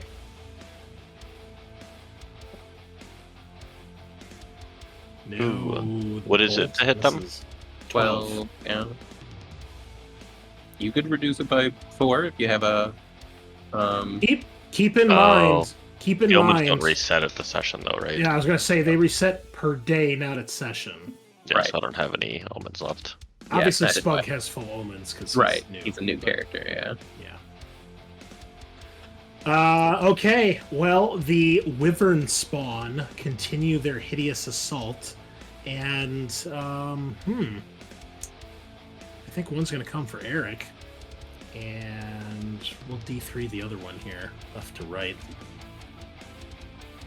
Oh, Spug, it smells blood. No, it's fuck. All right, Oh. I need 2 defensive rolls, please. DR 12. First one does D4 damage. Second one does D6 damage.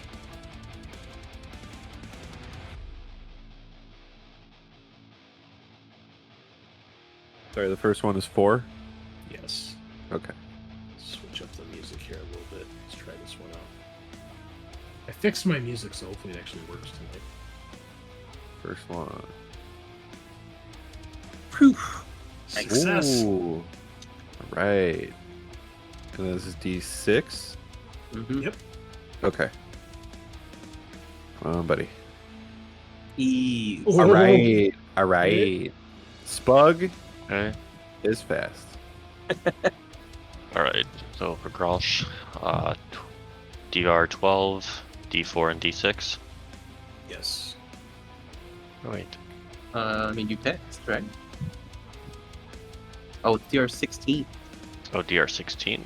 It's because you have medium armor. Medium and heavy armor makes your DRs more difficult. Oh. But you take no Uh, damage. Oh yeah, I guess it's moot. I was gonna say I think it's +2 for medium armor, right? What's I think so. the 16? Oh, do you have like too many items on your items tab? Because it also gives you do. a number 2 if Oh. you're carrying too much stuff. Encumbered. Oh, Oh no. 4 damage there. Yeah, Grolsch dead. Oh No. shit! No. He did not make it. Another snap. It snaps its jaws, basically catching you, like your torso in its jaws, and you see it shakes Grosk violently, and his shattered corpse falls to the ground. Your turn. Another guard gives his life for Cravenford. Or for some fool's endeavor in the middle of a dark forest. For the Emperor. There's no emperor here. Alright, what's happening here? Big ol' 0 damage. 0 damage, that's what's happening here. Alright, you strike the thing with your axe, trying to get it as it is distracted with Grolsch's body, but Yeah. it smacks you aside. Stab the killinest one, or I guess they're even whatever. This one that's closer. With a move like this. Oof. Oh no. No, no, Well, no, I no. can spend an omen to. Oh, fuck, please. Oh, we almost lost the Roll Chaos Blade, folks. Oh. Bro. Oh. It's a good thing Henry Oh. was in NPC mode last week. Yeah. Jeez. Can I do? Shit. I just do a new thing. What's scarier, losing the Chaos Blade right now, or going back to Cravenford and telling the Deacon that you broke the Chaos Blade? Oh, almost max damage, almost ended the world. Oh. 12 damage, Henry, like a hero of old. You charge through the darkness and split this thing down the center, head to crotch. Somehow, the massive blade just splitting it in half. Woo, at least one of us is doing damage, guys.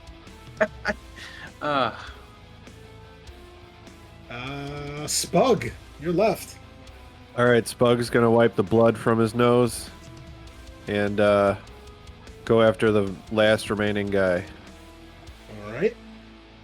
with his femur. Wait, I could have given you a weapon. Well, too late for that now. Woo! How much damage does a femur do? Probably not a lot. What? Their armor's 4, right? Yes. Okay.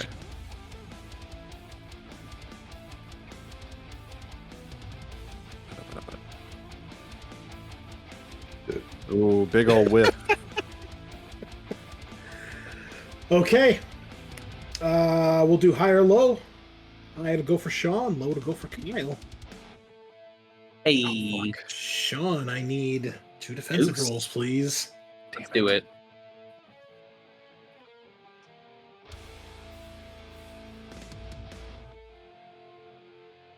Oh. Nope. Oh my. 2 damage. Okay. Okay, the shield is helping. Yeah, a little bit. Okay, let me go. Let's see. And that was the D6 one, so the next one's D4. This I don't think should be able to kill me with my shield. He rolls a 1. Well, I have a shield and armor, right? No damage. Okay. Yeah, the things hit quite hard. Surprisingly strong. Yeah. But you are still standing. And it is your guy's turn. One last attack on this, hoping Henry comes and saves my life. Oh, I saw the one. Whip! The Necro Whip! No! Oh. Okay, it happened again. I rolled a D3 or D4 for the target's armor. I got a 3, and my damage was a 3 on a D8. Hey man, get better, bro. Bro, how is it getting the same thing like twice in a row? Henry, you want to show him how it's done? So we're gonna attempt to stab. Oh. So Oh. close to that nat 20. Oh, Okay. just roll max damage already, would you? And In the for world. Yeah. Okay, you give it a huge strike, and it is quite hurt. Spug, your turn. Oh, I'm gonna bop it with that femur. Here we go. That's a no. That's a that's a negative. Ew, alright, it needs Yeah, to make I'm a weak morale as test fuck. here as its brood What's is your being agility, slain. bro? 0. Oh, it flees, seeing its buddies get murdered. It shrieks and scampers off into the darkness, never to be seen again. Kyle, do you want the Necro Whip? You can use it as a ranged weapon. Yeah, you better run. Oh, okay. Yeah. Congratulations, you have survived. That was real close. 2 more for the grinder. rest in peace. Is anyone else hurt? Because I'm gonna need to take a minute, heal up. Yeah, I don't feel great. Okay, I have a medicine box. I So also do, so I can heal. I guess. Yeah. Spug. I'll heal myself and D6. This was my 1. time with mouth-to-mouth organ. Oh no! Ew. I'm actually okay with this now. I'm okay with maybe not making it. Okay. Good old 1 HP. Love it. Oh yeah, just a d6. Here you go. 3. 3 for Nice. Spug. Nice. Oh, max HP, baby. Wow. I feel like $1,000,000. All right. Um, I guess let's just keep going. I'll quickly say a short prayer for Gulshan or Pat, and then kind of go through their pockets. Did And find the You mouth-to-mouth find a organ. lot of boogers. Their legacies will live on in their loot, which is handed down from guard to guard. Yeah. I did have a couple interesting things on me. All right, well, you guys take whatever you want from there. There's Still warm corpses. There's a book of boiling blood, my crossbow, the bolts, and the light armor. I mean, I take the light armor. Yeah. I don't really have enough room anymore. So I'm good. Yeah, I had like dried food, needles, What? heavy armor, You a drug addict? or no, medium armor. I'm an alcoholic. You have Oh. medium armor. Okay. Medium armor. 275 silver. What? Wow. Oh. I had 50 silver. Died I had- a rich man. 2 Yeah. pieces of chain. Okay. I think the main thing Oh, is to Sean. pick up that torch. Yes. The necro whip, is it just like the base whip, or does I it have no have idea. Chris gave it to me, okay. so I'll see if I can put it on Spug. It's in the. Do you guys have? It should be in the inventory. Do you guys have Oh. access to it? There's a folder called the Tenebrous Reliquary.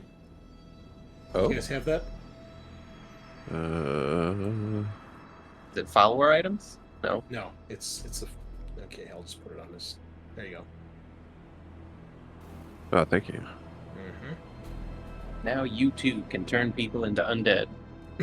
Huzzah! Fuck you, femur. You're out of here. Yeah, Hey, the femur seems like the perfect accompanying weapon for the Necro Whip, though. actually, yeah. Wait. One in each hand.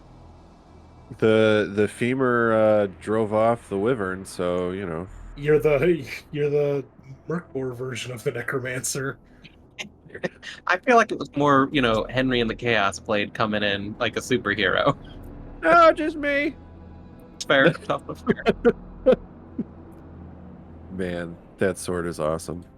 Yeah. Oh man, if it would have broken, that would have been incredible. Oh. We're a team and we need to stick together. And also, here, you carry these out. I think with, I heard about worth of silver, so we can take it 100 from Okay. door path. And, guess keep on going. What do you do? Where are we? In a big cavern?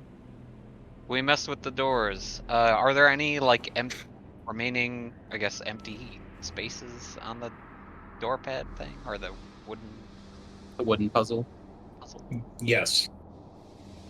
Okay.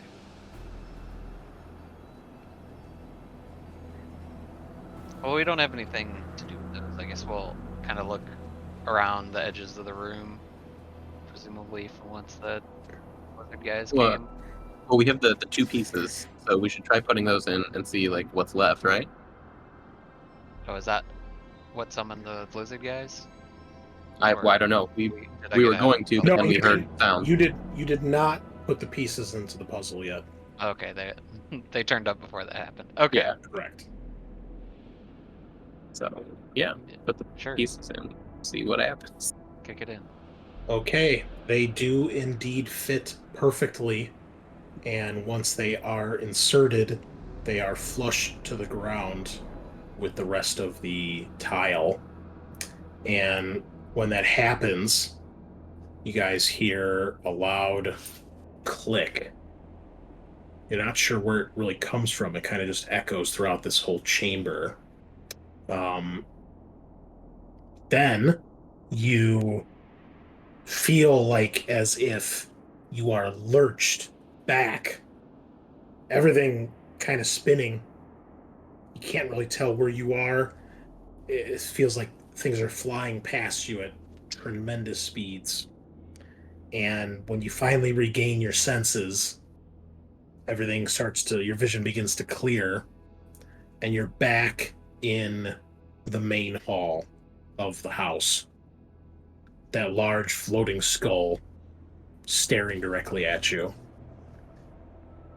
You notice on the floor there are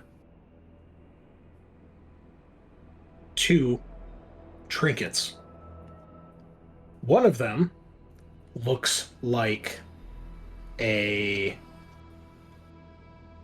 wicked looking dagger. It looks as if the entire thing, including the blade, is made out of bone. And this is what it looks like. Bone whip, bone dagger, Kyle. I think you got 2 weapons now. Oh, I'm gonna need the set. You're actually a necromancer. And that is an item called the Vampiric Furba. What? Heals you as it harms your target. It does D3 damage, but beware. After stealing a total of 6 HP, you must take a DR14 presence test or become addicted. You must then test presence DR12 daily. Fail, and you must stab someone with the knife before next sunrise, or wither to ash and die as the sun rises. Oh, Spooky vampire knife. yeah. Very risky. Wow. The other thing, even more bizarre, peculiar, looks like the vertebrae of a spinal column.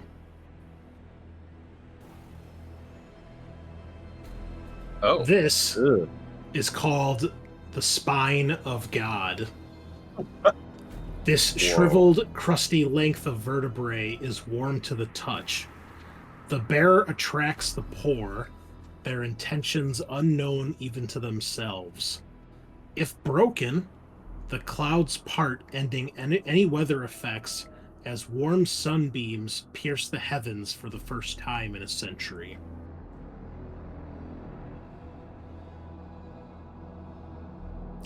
Congratulations.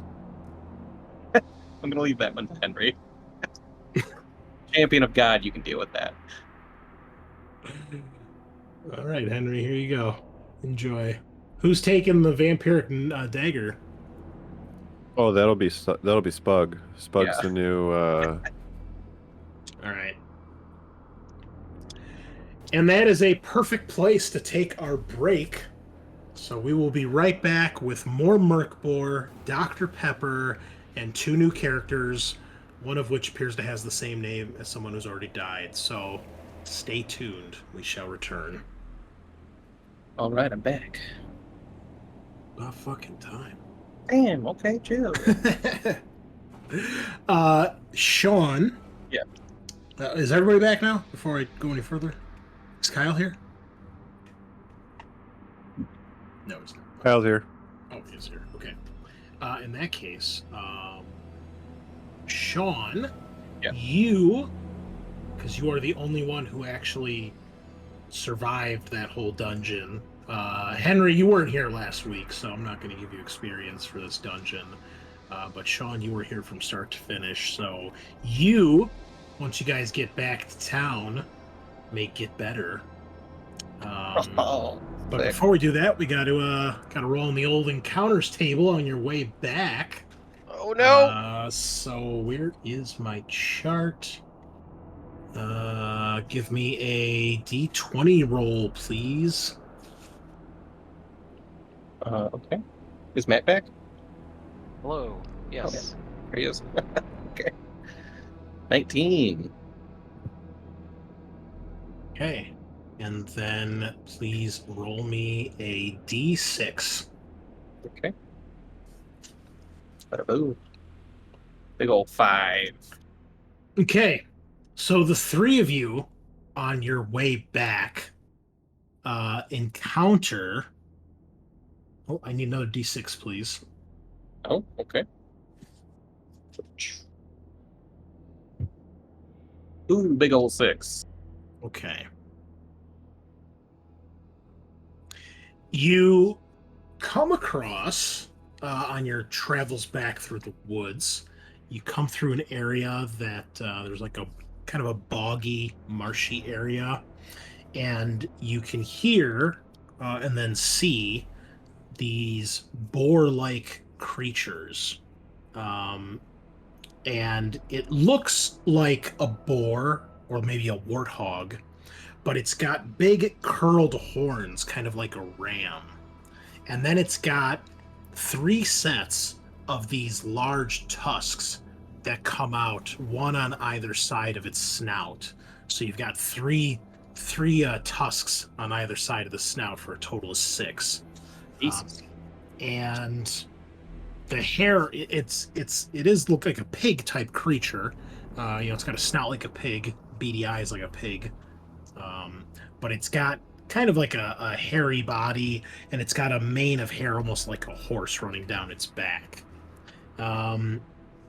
These things are quite gruesome looking and rather vicious looking, but they just kind of wander over towards you guys, kind of snorting as pigs do, and it is clear to you with the way they're acting that they are not wild. They clearly must be a domesticated herd of pigs, and they are, kind of sniffing around you guys, oinking, squeaking, and just kind of wandering through the woods here. Looks like they're looking for food.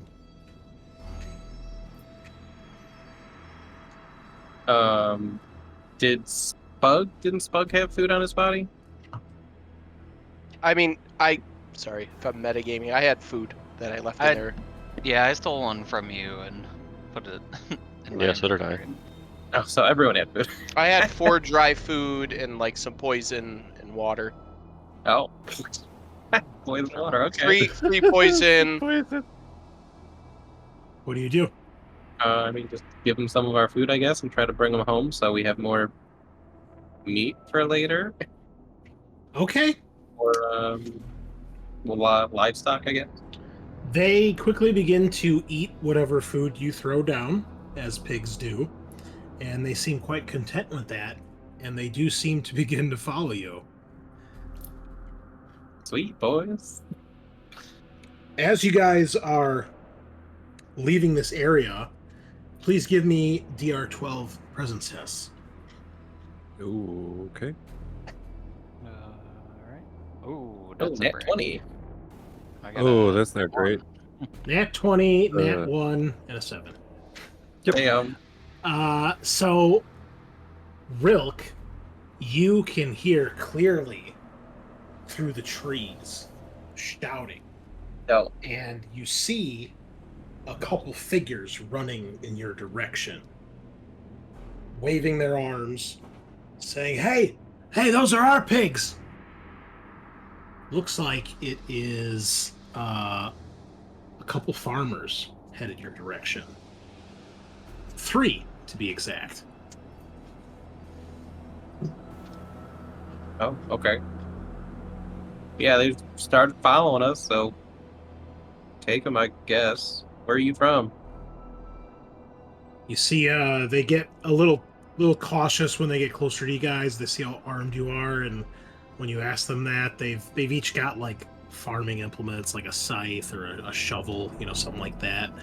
Makeshift weapons. Yeah. They grip him a little tighter, and he goes, "That's none of your business. Just give us our pigs back." Yeah, okay, take them. And you see they start to like herd the pigs in their direction, and they very quickly try to get away from you guys. Well, never mind. I guess we lost our pigs. All right. Oh, well. Well, unless you want to brutally murder the farmers for their pigs, we'll assume you go back to Cravenford. I'm good. I already killed a pale one today who was getting, Okay. uppity. You sure? You sure you guys don't want to murder the mother boar and then wonder what to do with the babies? You sure you don't want to have that dilemma again? Won't be a dilemma. We'll make bacon. Pretty easy. Yeah. Fucking savages. Oh, wait, how big were the boars? Like, could I get a saddle on one of them? No, not quite that big. Okay, never mind then. Like a small child could ride one of these, but not an adult. Henry was contemplating murder for a mount. Hey man, if it works for orcs. Yeah, no Right. doubt. True. I mean, if a regular orc boar has +2 strength on the charge, how much does an orc or a boar that has 3 sets of tusks get on the charge? +6? Does it multiply like that? Think about that. Okay, well, the 3 of you eventually return to the village. Once again, Henry is hailed as a hero. Rilk, there is some minor notoriety for you, as you have made it back now from like 2 or 3 missions. So you are quickly becoming, the prophet's assistant or right hand, something like that. The Robin to Henry's Batman. And then you have this new creepy guy named Spug, who says he lives in a cave, and your other 2 friends are dead. Yeah. Well, I guess Rilk will just maybe, drink a little bit and enjoy getting better. Okay, how'd you do? 3 HP, and then every other stat went up by 1. Nice. Yeah. Cool. Not too Nicely bad, done, not too sir. bad, Yeah. Okay. Well, your ranks are refilled the next day by your 2 new companions, Spike and Bakel. You guys would like to introduce yourselves and explain to your party members what the hell we're looking at? Yeah, Like a New York bagel. bagel. Sorry, go ahead. I was making a joke about New York bagels. It's not bagel. It's bagel. It's not bagel. It's bagel. Bagel looks like he's sort of a floating wraith. You can't really tell where his body is. He's wearing like this big sheet, and it kind of looks comical because like it looks like it could be just a guy underneath a sheet. But also at the same time, you can't really tell where most of his body is. How the fuck did this guy become a town guard? Right? Chris, That's kill on genuinely sight. pushing this thing to me has been the biggest jump scare I've experienced in the past, like, I want to say a month, at least. I was not ready for that portrait. It was kind of like he's got a face the shape of like Casey Jones' hockey mask. Yeah, it's interesting. It's got kind of hollowed out eyes, but from the rest, he kind of looks, I guess it kind of looks like a funeral mask. That's in the description. So. Okay. All right. And who else do we have? Spike? Spike. So Spike is a bell founder. He's carrying around like a bell, like a hand bell that he shakes around. He's kind of slothful and loud of mouth, but he always sings during combat. He's always ringing his bell for the church, so very religious. Oh, okay. Well, we like that in this group.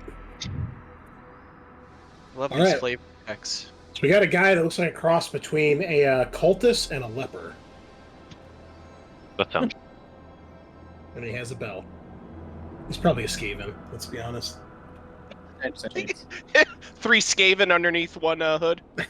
you'll never know. Oh, you guys got some good HP balances there. Not that I'm looking. Anyway, so you're joined by some new companions. I'll need someone to roll a D4 because a day has passed for our misery, please. Boy. Okay. Not everyone at once. Anybody? Oh, no, you got it. Okay, you are fine for now. Ooh. So yeah, what do you guys do once you're back? There's no sermon by the deacon as you guys kind of went off on your own little adventure, so there's no big pomp and circumstance for you guys. Right, we just kind of fucked up. Mhm. Yeah, is just try to relax, recover. Yeah. Eat shitty food and think about the end of days. I think Bakel asked the group, what is your quest? What is your quest? Making sure Henry survives is the quest. And Bakel kind of looks at Henry and just kind of like cocks his head strangely. Oh, you've all heard of Henry at this point. He has been granted the Chaos Blade by the deacon herself. The chosen one. Well, Legitimately. Probably didn't get what we were looking for in that manner. Nope. Seems like sort of a boondoggle in retrospect. Yeah, we did that with 2 friends. 3 friends. 3 friends, actually. Shit. Well, An honor to work with the chosen one. Yeah, am I just Right. partying? Am I in now? I guess. I'd like to be. They didn't even question us adding a new person to the town. They just said, come on in, but okay. well, when you're with the Chosen One, clearly. Fair. Fair. Yeah. Also, we worship the Becklor, so make sure, when they say Becklor, you say things like Amen, okay? Okay. Alright, there's a bunch of crystal pools outside. Don't go there, you will fall in and die. I don't like getting wet. It's only Great. the one. It's only the one that's used as an execution pool. The other ones are used for water and food. Remember? Oh, okay. Yeah. Let's go back to my amazing artwork. They look lovely. It's my favorite map I've ever seen in my life. Thank you. Yeah. It's So, just the best, and I hope you should really post it on the page. I will. I definitely will when we're done. Maybe Patreon. Let's not give away. Oh yeah, sorry. Yeah, That is Patreon. definitely Patreon material if I've Yeah, this, seen it. this is definitely at least pay us $2 a month quality content here. Oh my god. I mean, it's not even with crayons, Chris. You did that in, Photoshop, baby. exactly. It's worth it. Your skill is unparalleled. You do commissions. Oh my god. I seriously, you should send it to the dudes that made Morkborg and be like, hey, check out my map. That they would put it in a book. Oh, I'm sure there's people in the community be like, this is fucking awesome.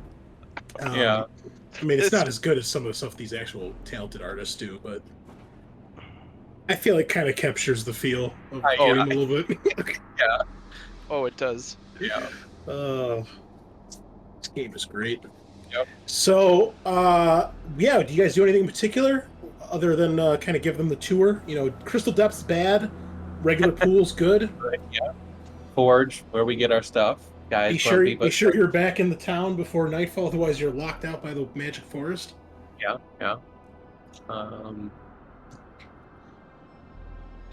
Yeah, I guess just go around town, see if there's any news, anything weird happened while we were working on. Well, let's find out here. As a matter of fact, 6 days later, you come across such a rumor.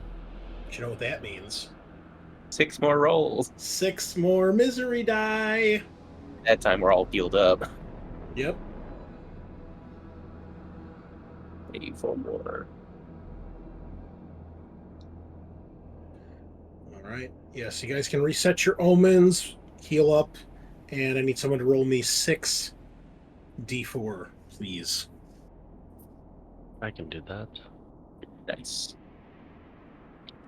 Eric's going to end the world before Is the he game leaves. is the game Exactly. gonna If I end can't right play, now? none of you can. No, we're on 5. We can only get 1 each night. So, Oh, I see. yeah. Oops. We kind of made a mistake the first time. There was 2 miseries in the first night, so Yeah, it's like, Yeah. oh shit. Turn 2, the game is over. I would like to play the game for more than 3 weeks. Yeah. Eric, you can just hit the D4 button at the bottom. Yeah, I messed it up. I'm fixing it.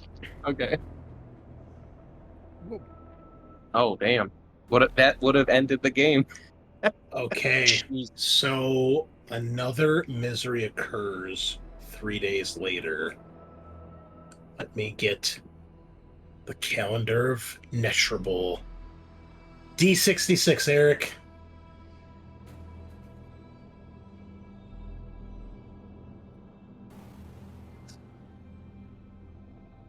$11. The city shall be made hollow. Of those who rest in hollowness, they shall not be seen. That doesn't sound good. Thank you. Yeah. So, I guess what happens is, first of all, this music is way too loud. There we go. The walls inside of everyone's homes and all the buildings in Cravenford, and perhaps even the surrounding countryside, you're not sure, the walls themselves become hollow. And some folks decide to investigate these nooks and crannies, never to be seen again. Your town population shrinks even more. And once again, the black salt comes rolling through. Eric, roll me a d4, please. for the strength of the wind.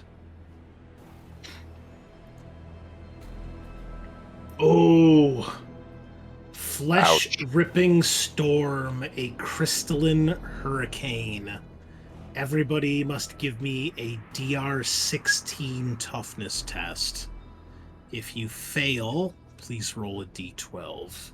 I guess, do I understand the machinations of this spine? Yes, somehow you do when you pick it up. I guess, would it... I DR guess what? Reroll. I'll use one of my omens to pass. I was gonna say before people would snap that, I think if I'd like to try to use the spine to counteract the Oh, okay. demonic weather, if that's possible. Sure. So Henry, basically what's coming down upon Cravenford is the worst that you have seen this black salt. Clearly a sign that the world is nearing its end. You can see it from a distance like a tornado touching down, a twisting funnel that is slowly approaching the plateau. So what do you do? What do we see? Where does Henry go? How does he break the spine? And describe what happens as the savior, the chosen one, seemingly holds back the apocalypse. Yeah, I suppose while just kind of wandering about on patrol, he sees like the storms whip up in the distance, and thinking back to his old squad mates who have like since succumbed to black lung and various other ailments of the whipping winds, pulled the strange spine out of his pack, and it's like, if this can dispel the worst of weather, hopefully that can protect our plateau, and cracks it open. Well, when you do so, at first nothing happens. The twisting funnel getting closer and closer. And as it reaches the edge of the plateau, people screaming, taking shelter in their homes. Henry stands at the edge of the plateau, and the spine begins to get warmer in your hand, and you see what looks like pure sunlight begins to drip out of this thing like blood. And you hold your hand up, and there's this blinding flash of light that emanates from the spine and pierces the clouds above you, pulling them away in an instant. The first time any of you have seen the true sky or true sunlight. And this beam, as it expands and stretches across the plateau and further amongst the horizon, when its edge touches the funnel is instantly dissipated. The tornado just incinerates in a burst of sunlight, and it washes over as far as the eye can see. And Cravenford is spared for another day. When this happens, people come flocking out of their homes and begin praising Henry. And you truly now are the chosen one of Cravenford.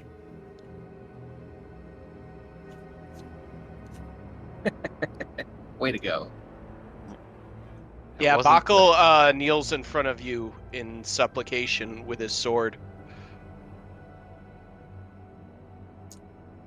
Well, it certainly wasn't the end of quest reward that Henry wanted, but it's the one that... That's a brilliant idea, man. I didn't even think about that. Great idea. It is a few days later, while out on patrol, Henry, you are approached by a woman. She introduces herself as Jotna. She says, Henry, chosen one, might I have a moment of your time? Of course. How can I help you? It is my dear Silas. He's gone missing. I have not seen him now for quite some time. How long has he been gone? It's been close to a week now, maybe longer, since the last storm came through. Might you find him and bring him back? Oh. We could take a look. Where, from where did he disappear? Where was he working, or? He was traveling to a nearby village. He had some business there, and he was going to be getting us some new cattle for the farm. And she can give you like directions and explain where to go. We can strike out. I feel cooped up in town these days anyway. She grabs your hand like with both of hers, and she kind of like presses like the back of her palm, holding your hand to like her head. Like she says, "Thank you, thank you." All right. I haven't done anything yet, but we'll see what we can do for your husband. Okay. Well, as always, if there's anything you guys would like to purchase before you go, now is the time. Or if you need to reorganize your gear. Otherwise, we'll assume Henry fills you in on the details. You guys will depart that day. Yeah, I think I'll drag the new guys to the general store and be like, we need at least a torch. I have one, I'll get another. Yeah, occurred. I unfortunately I don't have any money, but I could get rid of. There's some things in my inventory I could get rid of, like my dried food. I can toss in the wagon, but I also do not have any silver. But I definitely have a better carrying capacity than my last character. Yeah, we have some cash, I think. Yeah, if someone wants to buy me a fine. torch, I'll definitely toss it in my inventory. Yeah, I'm a little low on silver. I have some. I do But, have a I have a lot of medicine stuff. box, so I can also heal, or at least it stops bleeding and infection and gives D6 HP. Mhm. Not as good as the mouth thing, but Oh, I was gonna get light armor too, if that's possible. Yeah, whatever you guys want, go ahead. Yeah, if anybody needs light armor or proper weapon, try to get a shield. I think I can afford that. I don't need anything myself. I got light armor and a sword. I'm pretty good this time. Yeah. Bro, I'm totally stacked. Completely broken. I have 2 starting items I can use. Get out of town. I'm gonna buy some chalk. Great. You can outline your friends when they die. Yeah, that's the goal. Have a little crime scene. Who killed him? Oh, it was these skeletons. Fuck you, skeletons. Now, I would be remiss if we didn't have our... Oh, hi, Kent. If we didn't have our weekly sermon, which of course would happen after Henry saved the day and seemed to single-handedly avert the apocalypse. Yeah. The deacon holds a sermon once again, and it is even more packed than usual. You think there might even be a few strangers from outside of town that join, and it seems that they are allowed in, and perhaps with the hope that they will join your somewhat dwindling flock. But regardless, the deacon has another of her sermons that night after Henry uses the spine.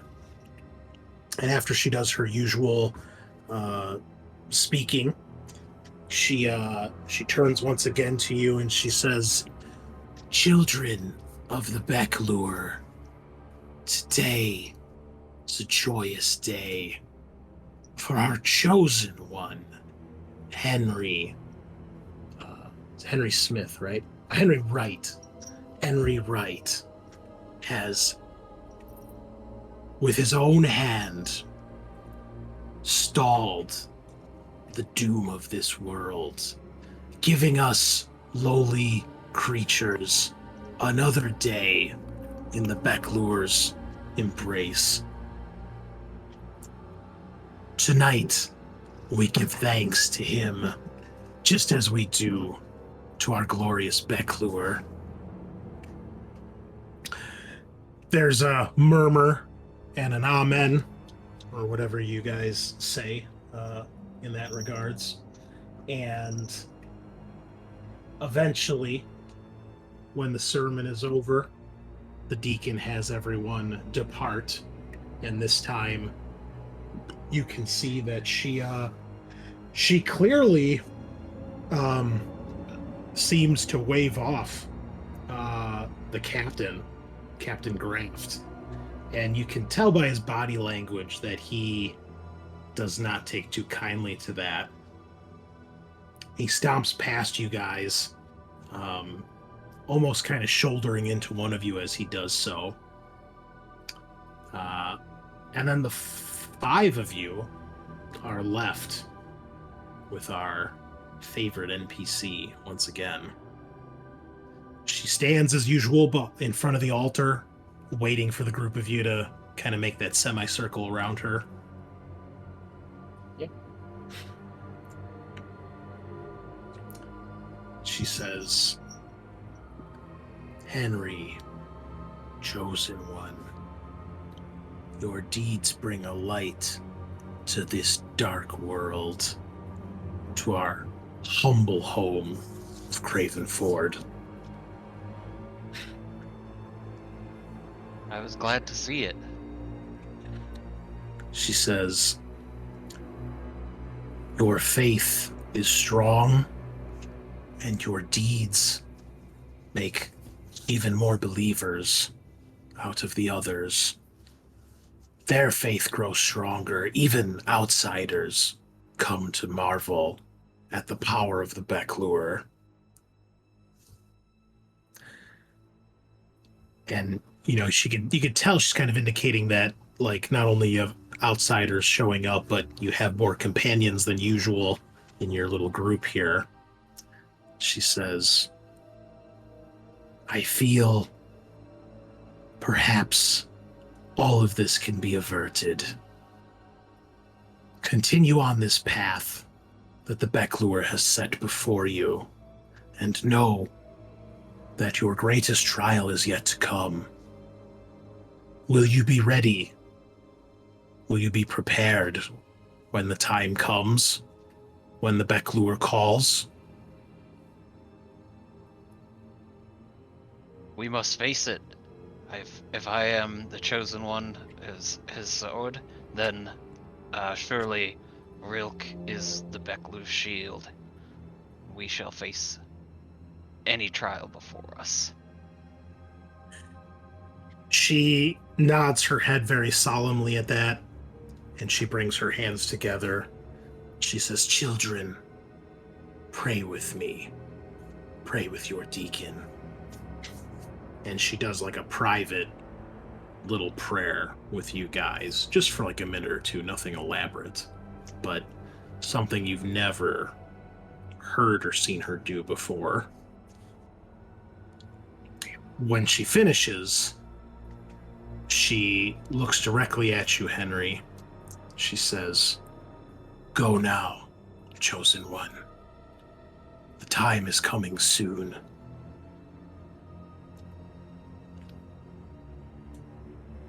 We shall be on our way.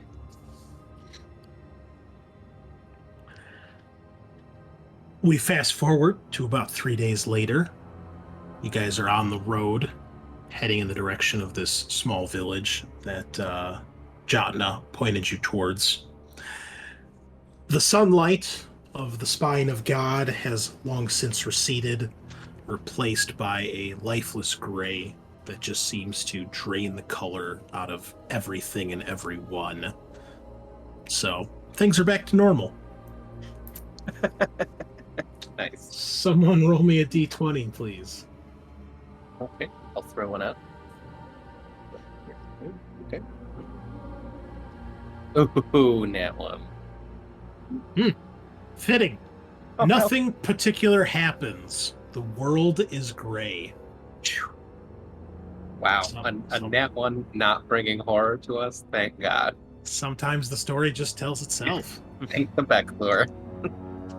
Do miss Indeed. the warm weather though. So, you guys head towards this village, and you get there later in the day. It's a little small farming community. They've got a tiny town square. Looks like they sell off animals and cattle and things like that. You ask around a bit. It sounds like Silas did come here at some point, and he did leave. And when you do a little bit more investigating, a little bit more searching, you find out that Storm hit probably while he was not too far out of this town. Probably would have had to take shelter somewhere outside the town and too far to get back. So you do a little searching, and eventually you do find an area alongside the road where you find the corpses of the cattle that he had purchased. Clearly they were left out in the storm, were abandoned, or perhaps they got loose. They did not make it. You see like one of them like crushed under a fallen tree. Another one perhaps like slipped into a bog and drowned. Just things of that nature. And eventually you find nearby what looks like a small burrow in the ground, perhaps an animal burrow or a cave. And you think that might be a good place to look to see if perhaps he took shelter there. Hey, Spug. Is that your cave over there? Oh, it's not mine, but it's a lovely one. Okay. Well, never know. You think somebody's using it? I mean, it could be your cave if you want it, right? You just have to go in and check. Take it. Take what's yours. Oh, wow. Just take it. Take it. Take it. Take it. And we can just leave you here. I'll stake a claim. If there's nobody there. All right. So you go inside this burrow. You have to kind of get down on your hands and knees to crawl through the opening because it's kind of a low-hanging entrance. But you discover inside at the back of this burrow, there is a very steep staircase that appears to lead down into the dark. Oh. Once again, it is pitch black. I got something for that. So yeah, I'll whip out the torch and go first, and I'll say something ominous like, "The dead is restless here. The dead is restless here." He has to repeat everything. That's his tick. Sorry, guys. Oh no. If you haven't Very figured. Okay, hold on. I have to add you guys to the map here. We're going to switch it over. Just give me a second to get this set up. Discuss amongst yourselves as you guys descend into the darkness. I have to. It occurred to me earlier. The captain might be trying to get us killed out here. No offense. Oh.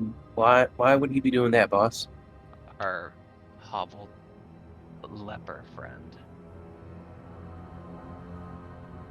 Oh. Well, that's the question, I suppose. That's not good. It's not good. Well, Just a suspicion. Well, now we can all watch, right? Beware of it. I'm such a sucker for workplace drama. Tell me what's going on. Who's got the tea, as the kids say? I love tea. I love tea. I have to roll for my superpower today. Scrolls. So, Spug, you're our cave expert. So what sort of animal dug this? As I gesture towards the stairs. Well, that's a new one on me. Most caves I come across don't have stairs in them, so I'm actually going to rebuke my claim to this one. It's far too big if it's got a staircase. I don't go downstairs. Too homey for you, or roomy? Too big. Much too big. I'm one man. You don't need to be cleaning multiple floors or anything like that. One man, one floor. Makes sense. Okay. Jeez, I know not what to get you for your birthday. A big cave. Another floor. I carved out a second floor cave. Been digging for months. Tyler, do you see yourself on the map? Yes, I do. Sorry, just zooming in. Okay. No one else is currently on the map, correct? Correct. No. Okay. All right. I need to change your vision ranges here. Just give me a second. They need to have like presets or something for this. This is all right. Henry, you should be on the map now. Spug, you are now on the map. Ooh. Zoom on in. Spugging it up. Bug-a-dug-dug. All right, Spike. And Yep. then Rilk. Let me get your token over here. Hello. All right, Rilk, you should be on the map now as well. Yeah. Okay. Um, What's happening here?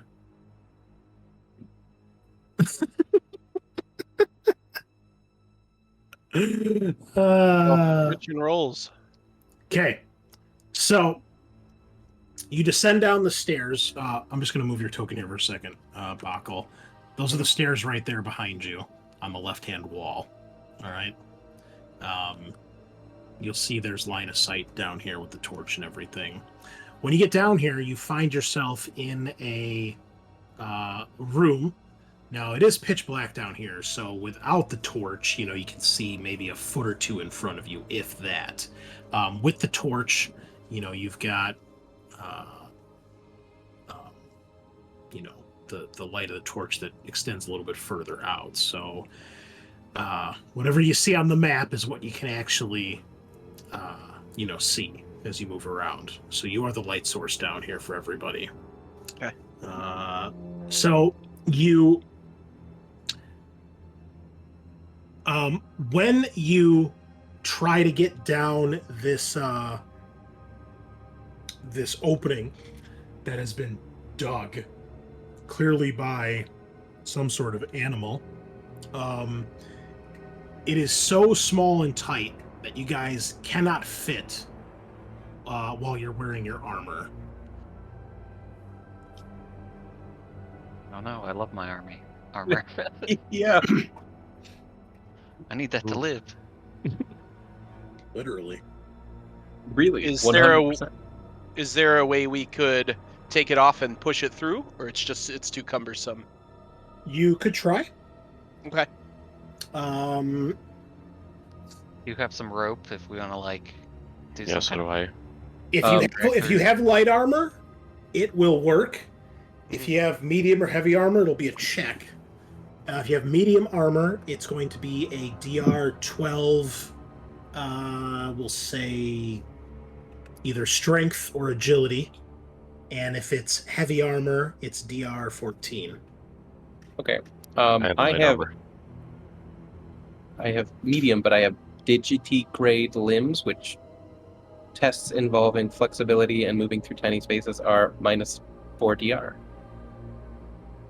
then you don't have to test. You can get through with your armor. Oh, cool. Squeeze through like a disgusting human. Yeah, makes sense. Yeah. That's what I do. One of Hail those. one. I just have light armor. All right. You're one of those freaky Junji Ito snicked monsters. Yeah. Just bent limbs crawling through like a horror movie. Oh, I'm sorry. If it's light armor, you do have to test. It's DR. So it's DR 10, 12, or 14, depending if it's light, medium, or heavy. Okay, so DR 10 for me. This was a strength What kind of test, test? Dragon? Strength or agility. Okay, cool. Strength. I made it. Oh, That's a nat no. one. That's a reroll. So we're gonna do that again. Not mine. Yep. Oh, Oh my my god! Ah, Oh, gee. dude. Another Oh. nat one. Oh no, wait, that was. Was it 10? Can I lower it? Yeah, 10 Uh, for light armor. Right? I don't think you can use two Oh, omens on omens. the same roll. Oh, okay. All right. Uh, Shit. Alright, You must leave your armor behind. I'll use my omen to reroll. Okay. I'll use an omen also to Oh drop yeah. my let's DR. burn those resources right out the gate. Yep. That's what I like. I need this armor. Still to no. save me from Crap. an onslaught of goblins. All right, we're gonna leave a pile of armor outside the door. Always come back for it. This is a great rule. Whoever wrote this, by the way. Yeah. I would not have thought of something like this. This is fucking brilliant. To be fair, in the rules, it just says armor doesn't fit, so you should be happy I'm letting you even roll. Yeah. It's like, yeah, we spent all that time buying gear. You can't use it. Fuck off. No more gear. You guys fight goblins with your fists. Yep. No one has any more money. The world's gone bankrupt. Chris, I need to roll for my power. Okay. Just a D10. Oh, I need to do that too. The scrolls. Yeah. It's a you roll to see if D1, it's D2. yeah, to see if it's an unclean or a sacred, and then roll on the chart. If it's a 1, it's an unclean scroll.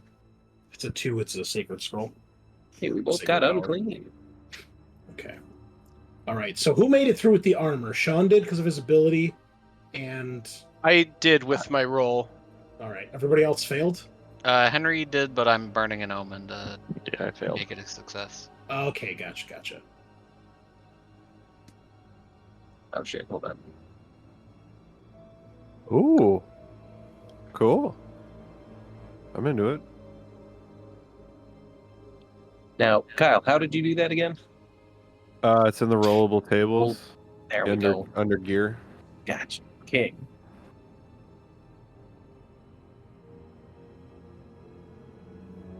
This song's kind of dumb. Let's change it. Telekinesis again. That's cool. All right. So, you find yourself in a, this room is actually some sort of like actual, man-made. It seems, there's quote unquote tiled floor. Obviously, some sort of dungeon or underground area. When you get down here, it stinks pretty badly. There is a white fungus growing on some of the walls. And you can see there's some detritus and debris on the floor. What would you like to do? Avoid the fungus. Yeah, definitely careful about anything move over or touch. Okay. I'm sorry, are we in free movement? Can I move around a little bit, or should I be declaring what we're doing room to room? I mean, wherever your token is, that's where you are if anything happens. So, Okay. I mean, you should be the one moving first since you have the torch, and then go Okay. from there. I'll kind of look to the group for guidance on what direction we want to go. As long as you stand in front of Henry, that's all that matters. Yeah, a wall of bodies. No, I've been in a room with strange flora before. I've come prepared. And Henry's gonna take his random bit of cloth that he has from the trial of the singing whatever's like weeks ago. Oh yeah, the Wrap it around angel's his face. grace flowers. Yeah, okay. Well, this fungus isn't singing, but you do that nonetheless. Smart. I might just try to move a little bit further in and see what we see. Slowly step forward. Slow and steady. Yeah, so that on the north and south, Walkway. that is the wall. That is where the room ends. Okay. Okay, I'm not gonna be touching or walking along the wall. No, thank you. All right. So yeah, you find yourself walking through some debris on the floor. Looks like random stuff is kind of discarded. You see a couple things glitter in the torchlight, and it looks like there might be something on the floor underneath the debris. Can we get closer and inspect it? Yeah, can I like bend over and put the torch like towards it? Yes. So amongst the debris, you find 9 silver pieces. And as you push some of the debris out of the way, there is a mosaic painted on the floor of this chamber. It takes up, from about here to here. So, each space is, what do they do measurements in this game? 10 feet? Okay, sure. Don't know if that matters, but so it's about 40 feet across, give or take. And it is a mosaic of bloated people in robes and these bizarre headdresses, and they are gathered around a big table enjoying the most opulent feast you've ever seen. When you say bloated, you mean like just obesely? Oh yes, Yeah. Okay. gluttonous, one might say. Okay. Ah, looks a lot better than the gruel at the barracks. It's like the food and stuff they're eating, like regular food. Yep, Or looks like okay. And not obviously human limbs. Yeah. it. No, Yeah. no, Not we already obviously. we already cannibals. had the cannibal adventure. Okay. Good. Yeah. Good. They're just regular. Regular fat Gluttony. people. Yeah. They're Americans, Yeah. Okay, now, Bakel, as you are looking around and trying to, figure out what's going on here, you all hear something scurry in the dark from just outside your vision over here. And a creature emerges from some dark corner or crevice in the room that you couldn't see, and it comes skittering across the floor, and it tries to strike you, Bakel. Mhm. It is a bizarre-looking badger or rat. It looks like a rat, but it's like the size of like a small terrier dog. So it's quite big. It's got this disgusting stringy fur, a large tail dragging behind it, and these bizarre eyes that look like it is just out of its mind. It's filthy, it's gross, it's got very long nails on the end of its little claws, and you can see it is salivating as it charges towards you.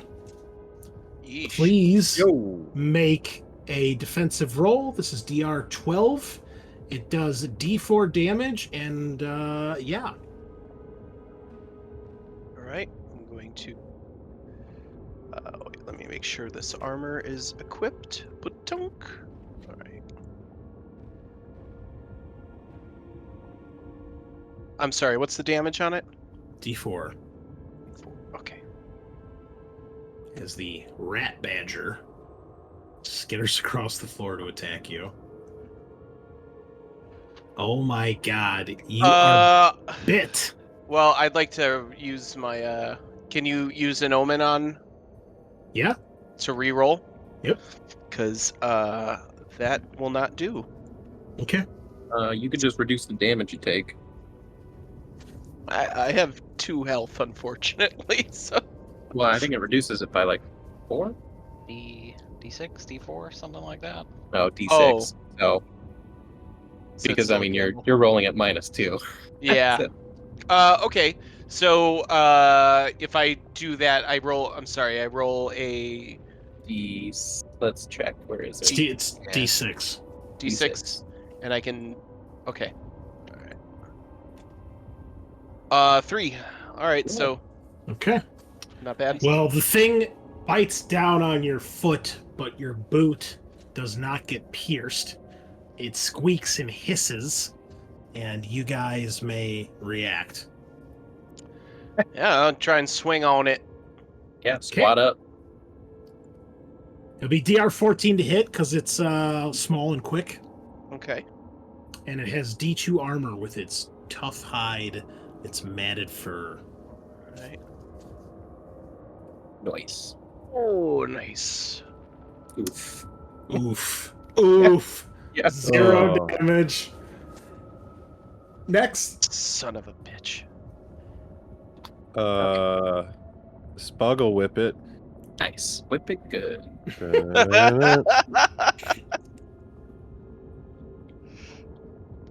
14 and 0 on the armor, right? D2. Oh, D2? Mhm. Okay. Hiya. Come on, man. Ooh.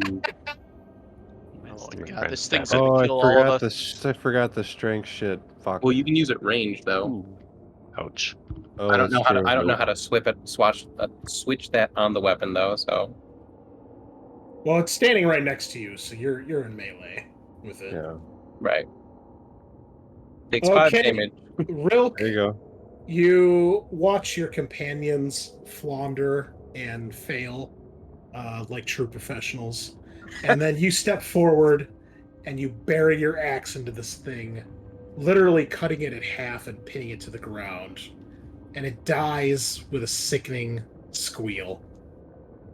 And then I'm just gonna look at Henry and give him a thumbs up and make sure he saw me do it. Nice. Want to get that promotion? The rat badger is dead.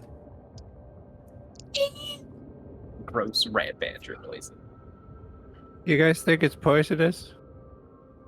I don't know. Is it possums or badgers that are immune to poison? I always forget. That might be Probably rat. possums, because they're weird. Okay, makes sense. Yeah, Bakel is pissed and he kicks the thing down the path. It comes back to life and bites you. You have rabies. Oh, no. It Damn wasn't it. a possum at all because they're immune to rabies. Oh, good point. Yep. Yeah, I told you it's a rat badger. Duh. It's one of the other various. One of the various other weird things in this fucking world.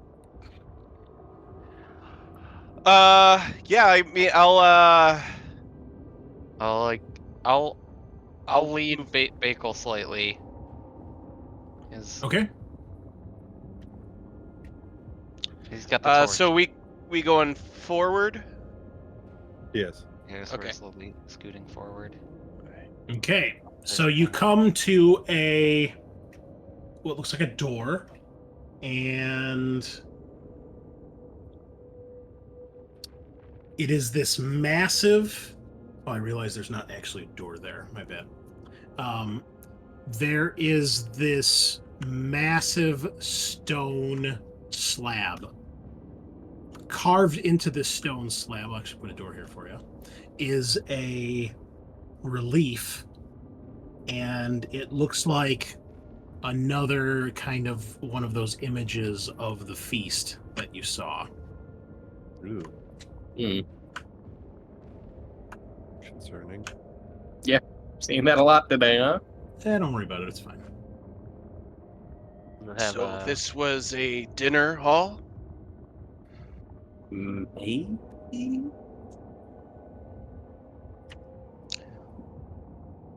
Do any of you recognize who these people are? Do we recognize any of them? No. Make note. It's I mean, They're- especially the one that's carved into the stone, it's very rudimentary. The mosaic is like, looking at like like something like the Last Supper. Like it's obviously a piece of art, but the doors, I mean, they're nicely carved, but they're old, they're worn. It's more like it's simplistic. Got it. like push it. See if there's anything that gives on the door. Yeah, it easily like kind of rolls to the side, and it kind of like it's almost like a coin, like a big coin, a big disc, and it rolls to the side into like a slot in the wall, and you can open it. Odd. Seems like there's another room on the other side of the door. For a moment there, I was worried we would have to cook and eat the corpse of that disgusting-looking rat. I'm still considering it. Probably best not to eat if that is your only choice. Unless you've had one before. I know. No, those are new to me. Okay. Yeah. Let's move on. All right. Just Move into shoot the me room one. here. Give some light. Okay, you begin to see a room, and your feet begin to crunch. You realize you're walking on a pile of what look like chewed up, old, discarded bones. Oh no. Not good. This day's taking a turn. Every day in the Blighted Bulwark takes a turn. I guess I'll kind of step forward and take a look around and see, make our way in the circle of the room, see if we can get a sense of the rest of it. Yeah, you begin to see the other walls. It's a very small room, and you can see there's a door to your right. Door to our right, and then ahead of us, is that the path that continues? You can't tell. That's as far as your light goes. You have to move up. Got it. All right, well, another crossroads here. We want to check what's behind the door or keep going forward? Door? Sure. All right. Yeah. Attempt to open it. Yep, it's another one of those stone discs with the relief carved, but you push it and it moves to the side. And you see there is what basically it's a very steep staircase that just goes down and down and down. Takes you probably like a good 20 or 30 seconds to get to the bottom, and moving at like a regular pace, but you can move forward. Okay. Looks like it there's a hallway basically that starts to stretch forward. And then the path branches off. One of them is a door, the other one appears to continue. And hold on one second before anybody moves further. Just checking something here. What this is? Okay, go ahead. All right, guys, same thing. Door or continue forward? I think I'm on team door. Yeah, Try team door. door. All right. Another one of those discs that you move to the side, and you realize you're getting into some large room, it appears. It doesn't seem like your torch is working the way it's supposed to be. Oh, wait, that's because these squares are 10 feet each. That's why. Okay. I was like, that does not seem like a very far... So these rooms are way bigger than they appear. Okay. So as you enter this room, you can see that there is... what is this? Okay. So there are there's a big, massive, what looks like a vat of some disgusting, putrid slop. That's what this is right here, as you guys walk in to your left. I mean, the thing is huge. It looks like it's like 20 to 30 feet big. It's like this massive, almost like a cauldron, but it's taller. You can see that there's a ladder that goes up, so you can get to the top of one of these things. It's probably about 10 feet tall, so it's above your height. On the floor and against the wall, you can see these humanoid figures, parts scattered all around the floor, and they appear to be like ceramic statues. The room in here stinks. The stench is a mix of like blood, sweat, offal. It's disgusting. And when you get in here, you see that there are these two creatures, vaguely humanoid in shape, but a little bit taller. Basically just look like naked, muscular creatures with these long, weird hands. Their head, it's kind of like their shoulder just goes up into their head, so they don't really have like a neck. It's more like just a big hump that makes their head, and they have this face that is it's a lipless mouth with these long teeth on the top and bottom jaw, and it's got set back eyes like some sort of animal. And you see that they appear to be pouring whatever fluids are in these big vats into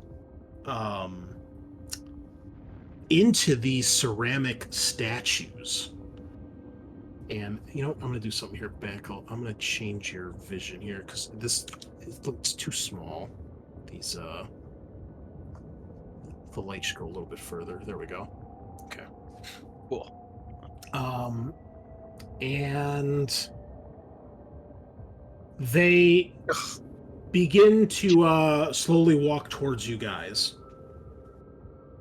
There's two of them. Oh boy.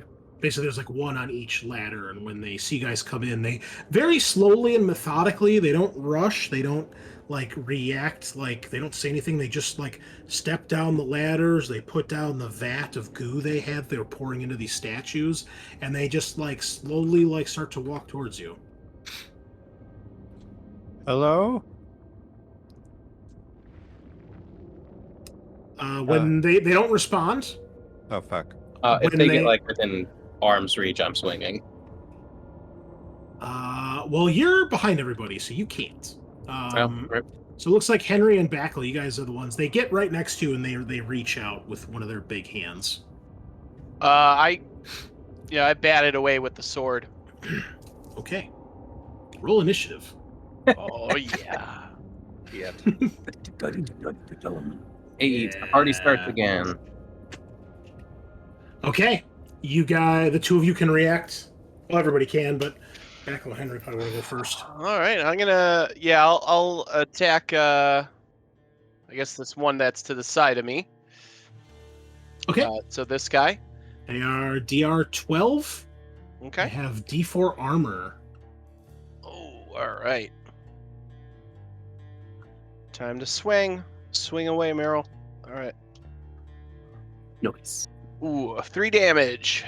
All right. So you strike this thing, and to your surprise, it's not like you're hitting flesh. It seems like you're hitting this weird ceramic material that these other statues are made out of that are in the room. And you see there's more of like a chip and a crack, and some of this weird ooze that they were pouring into these other ones appears to be dripping out of the wound. Oh, that's not good. So they make themselves. Okay. Henry, your turn. I'm gonna, I think, go ahead and hit him with the sword. And especially when you hit this thing, Backle, and it starts to leak, the fresh stench of this, like, rot and rotted meat and decay is emanating from it. Give me, everyone, a DR12 toughness test. Okay, a 7 for Henry. If you fail, you are retching and gagging for a turn, and you miss your turn, Oh my gosh. which is the whole party. I'm gonna use an omen on that. Nice. Yeah. Damn. I'm gonna have do to I- use my last omen. Fuck. Do Still, I get a bonus Bleh. for putting on a face covering? Oh my god. Yeah, I'm doing it. Yeah, all too. I'll give you a +2. Your bonus. So it's DR 12. Yeah. Shit. Can I get a bonus for not having a face? No face, no nose. I passed. Okay, that didn't do it for Henry, so he's puking. All right. Well, I guess Bakel for you it doesn't matter because you already went this turn. Because it didn't happen until you hit this thing and it started leaking. Oh, which well, makes sense. I thought it was gonna be for my next turn. That's why I. Yeah, I guess that's. Let me make sure. Let's do this. Yeah, you're right. You're right. So Okay. Okay. So if you failed, you don't have to take a turn this round. So did anybody else pass? Nope. Nice. Ugh. Okay. Henry, one of them tries to grab you, and the other one tries to grab you, Bakel. They are DR12. They do D6 damage. Right. Touch. Go on, Ree.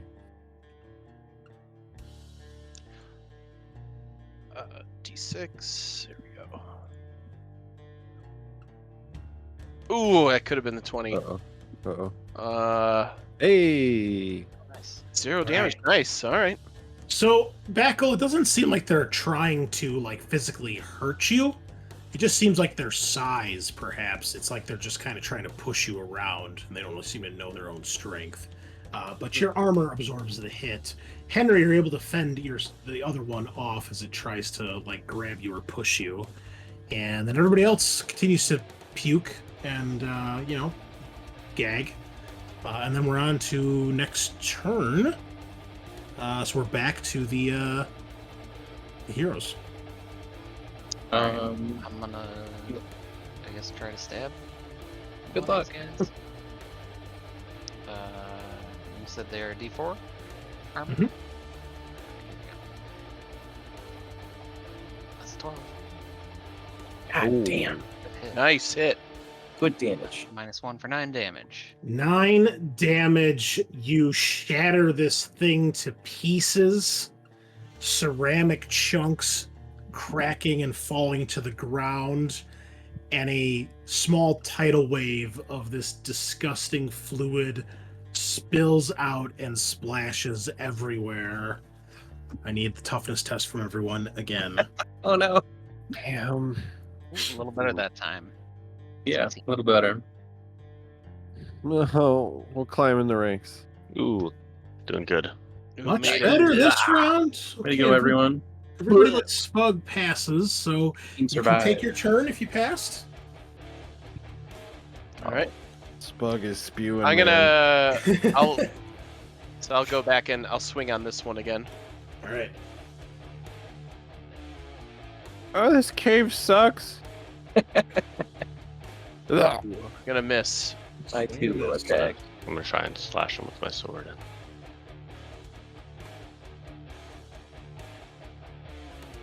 What's the armor? D4.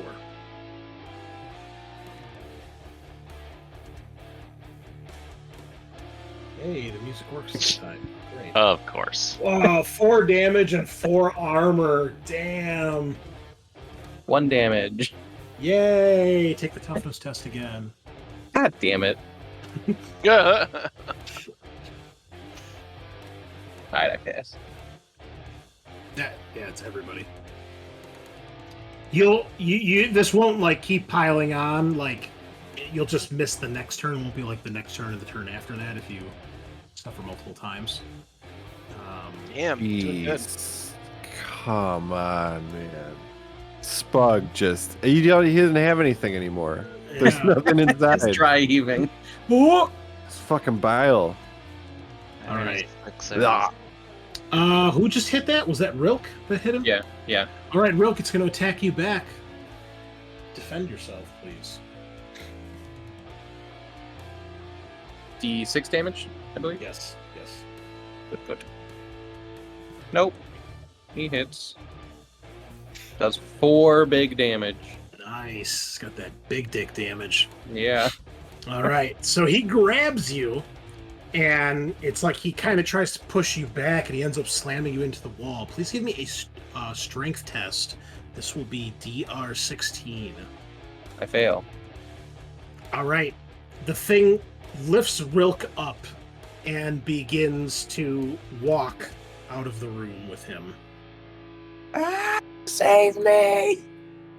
That is its turn. You guys may go. Henry pukes.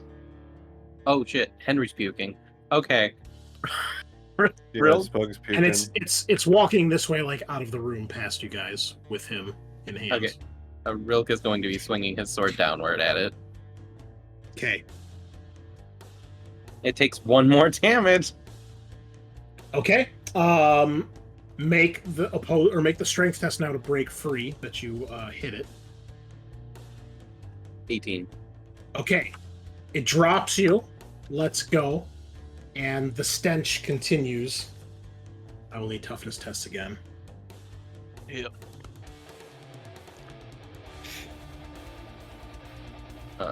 I'm throwing up.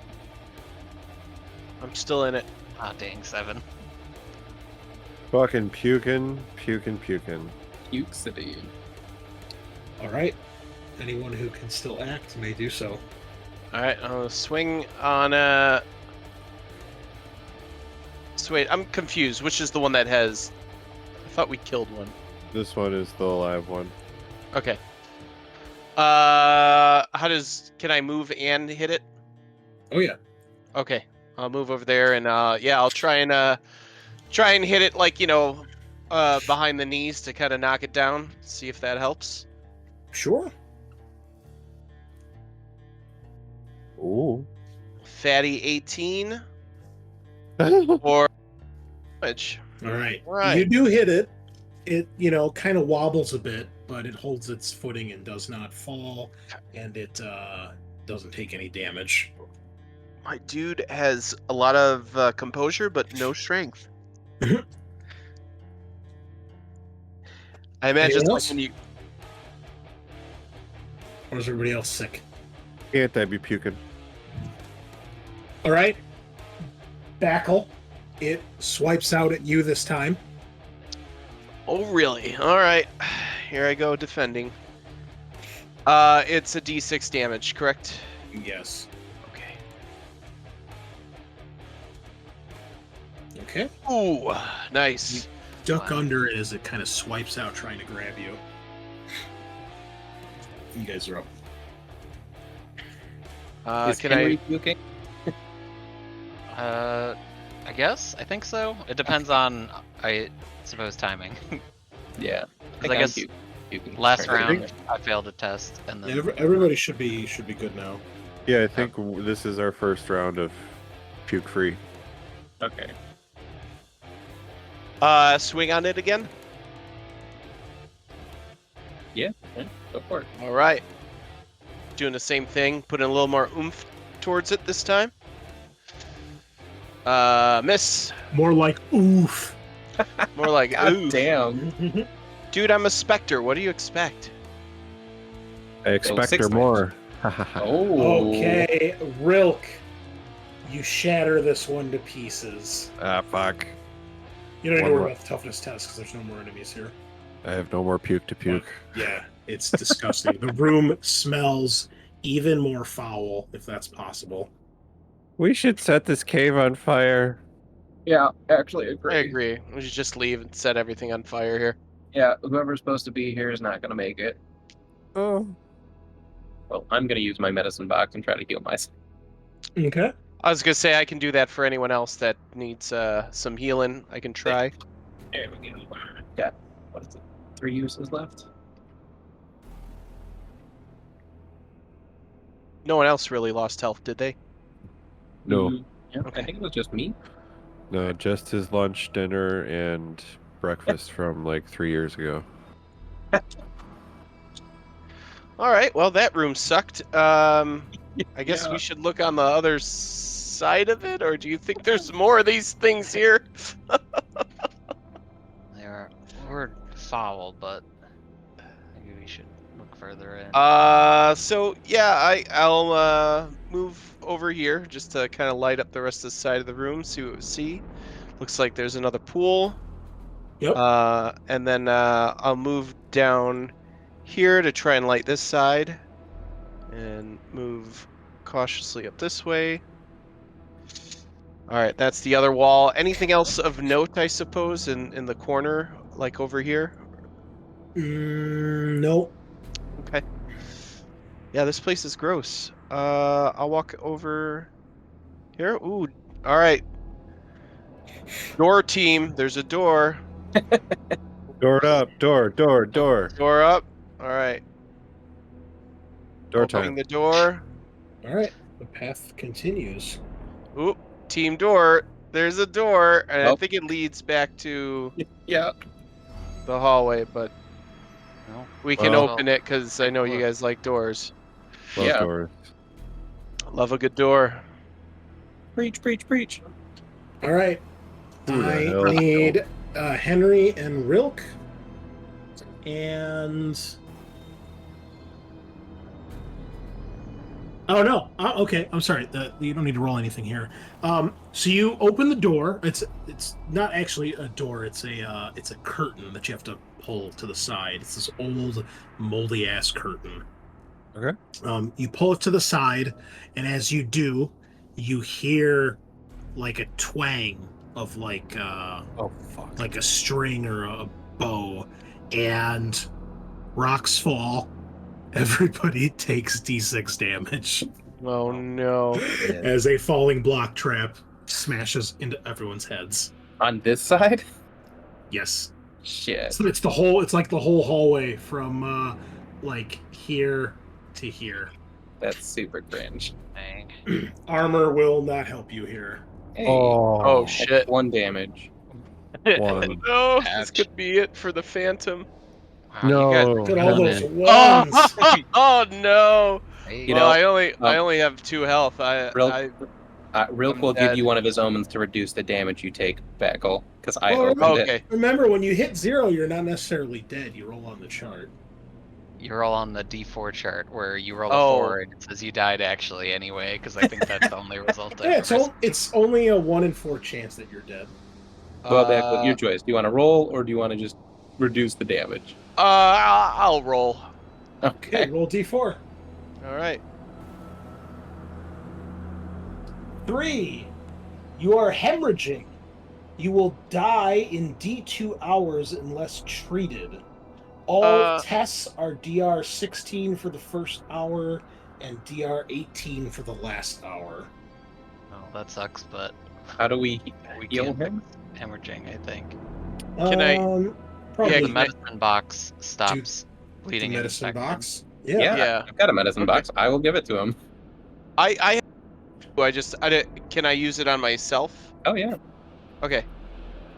I mean, you've been crushed by rocks. You're bleeding to death. I think someone else needs to do the giving or the test. If there's a test here. We'll use his Don't worry, medicine guys. box. I'll be okay. I'm Yeah, like underneath yeah. a giant rock. Operating on myself. Just give me that jack. I'll get myself out of here. Like Yeah. Yeah. fucking rock. So would it just give him the D6 HP from the medicine box and that stops bleeding? Yeah, I guess. Sure.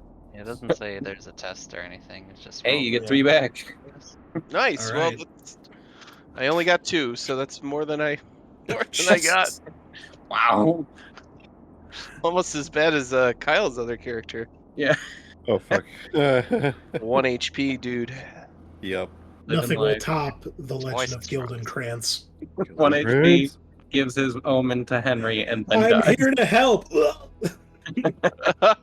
to a single goblin. Did literally 2 damage and killed him outright. Oh man. So good. All right. Would you like to continue down the path? Maybe not open all the doors now. Team Doors rethinking their strategy. Yeah, right. Actually, yeah. We're Team Hallway now. All Yeah. right. Can't trap a hallway as far as we know. All right. So yeah, we'll walk into this next room over here, with looks like another pool of some kind. This is a fountain, a regular fountain that's about knee height. Very simple, carved out of stone. There's just a fancy centerpiece. It's not like a statue or anything, just a fancy, like, elegant design. It's old, it's a little bit crumbling and worn, but it was probably very finely made at one point. The water inside is clear and smells sweet and beautiful. Oh, don't trust it. That's like 90% a trap, right? There is nothing pure in this world. Yeah, 100%. It sounds like me every day at work. Yeah. I agree. Bypassing that, I think we'll cautiously walk around. Okay. Uh-oh. Well, we don't have much of a choice unless we go back Team Hallway. Team door. Chris, Buck's gonna dip his hand in and take a little swig of this. It is the cleanest and sweetest tasting water you've ever tasted, aside from perhaps that of the oh yeah, you're actually not from Cravenford, so you don't know what the pools taste like. So yes, it is it's got a very faint, like, lemony honey flavor to it. Ooh. Oh It's my god. quite refreshing. This is the tits.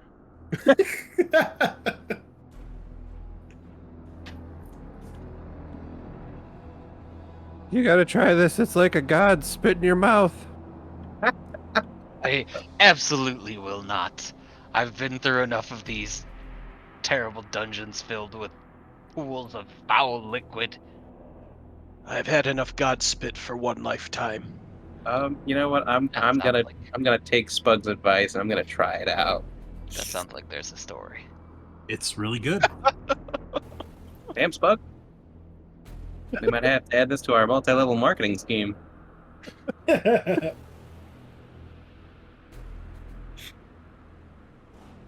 Well, I suppose if we gotta get going, he'll scoop up another little handful.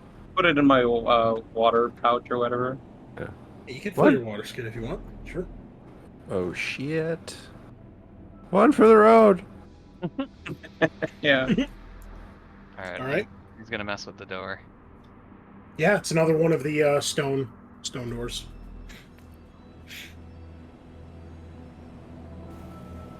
You can hear the sound of running water when you move this door aside, coming from up ahead, kind of echoing. And very soon you can see the edge of water as you enter.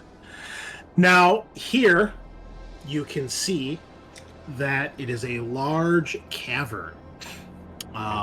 There is a massive statue of some sort at the edge of the wall here against the back wall, and it looks like there is a small like shrine in front of this thing. The stench is quite awful. The statue is that of a large corpulent woman with opal gems for the eyes.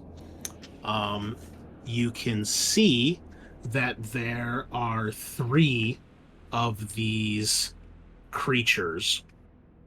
It looks like they're standing around the shrine, like holding some sort of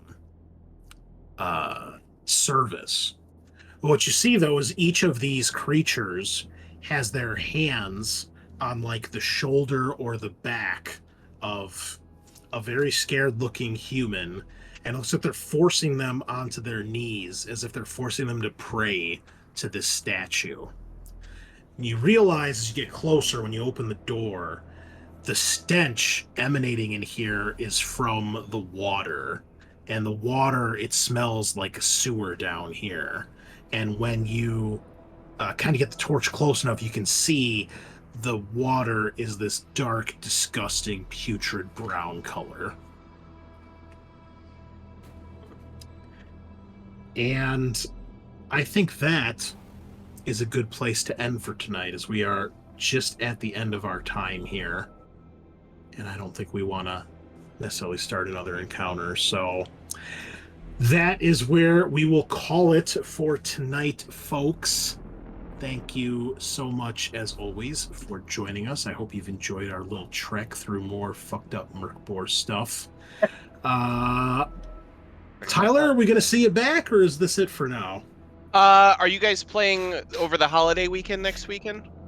What holiday? 4th of July. 4th of July holiday. 4th of July is the Tuesday after next week. Yeah, I'm out of yes. town. I'm out of town next weekend, but if the apocalypse does not happen next weekend, let me know. Okay. Yeah, we shall see. All right, Eric, we're gonna miss you. Thank you so much for playing along. I think you're muted. I am. I'm gonna miss you guys too. I'll be back. Oh yeah, for sure. Yeah. And Take care.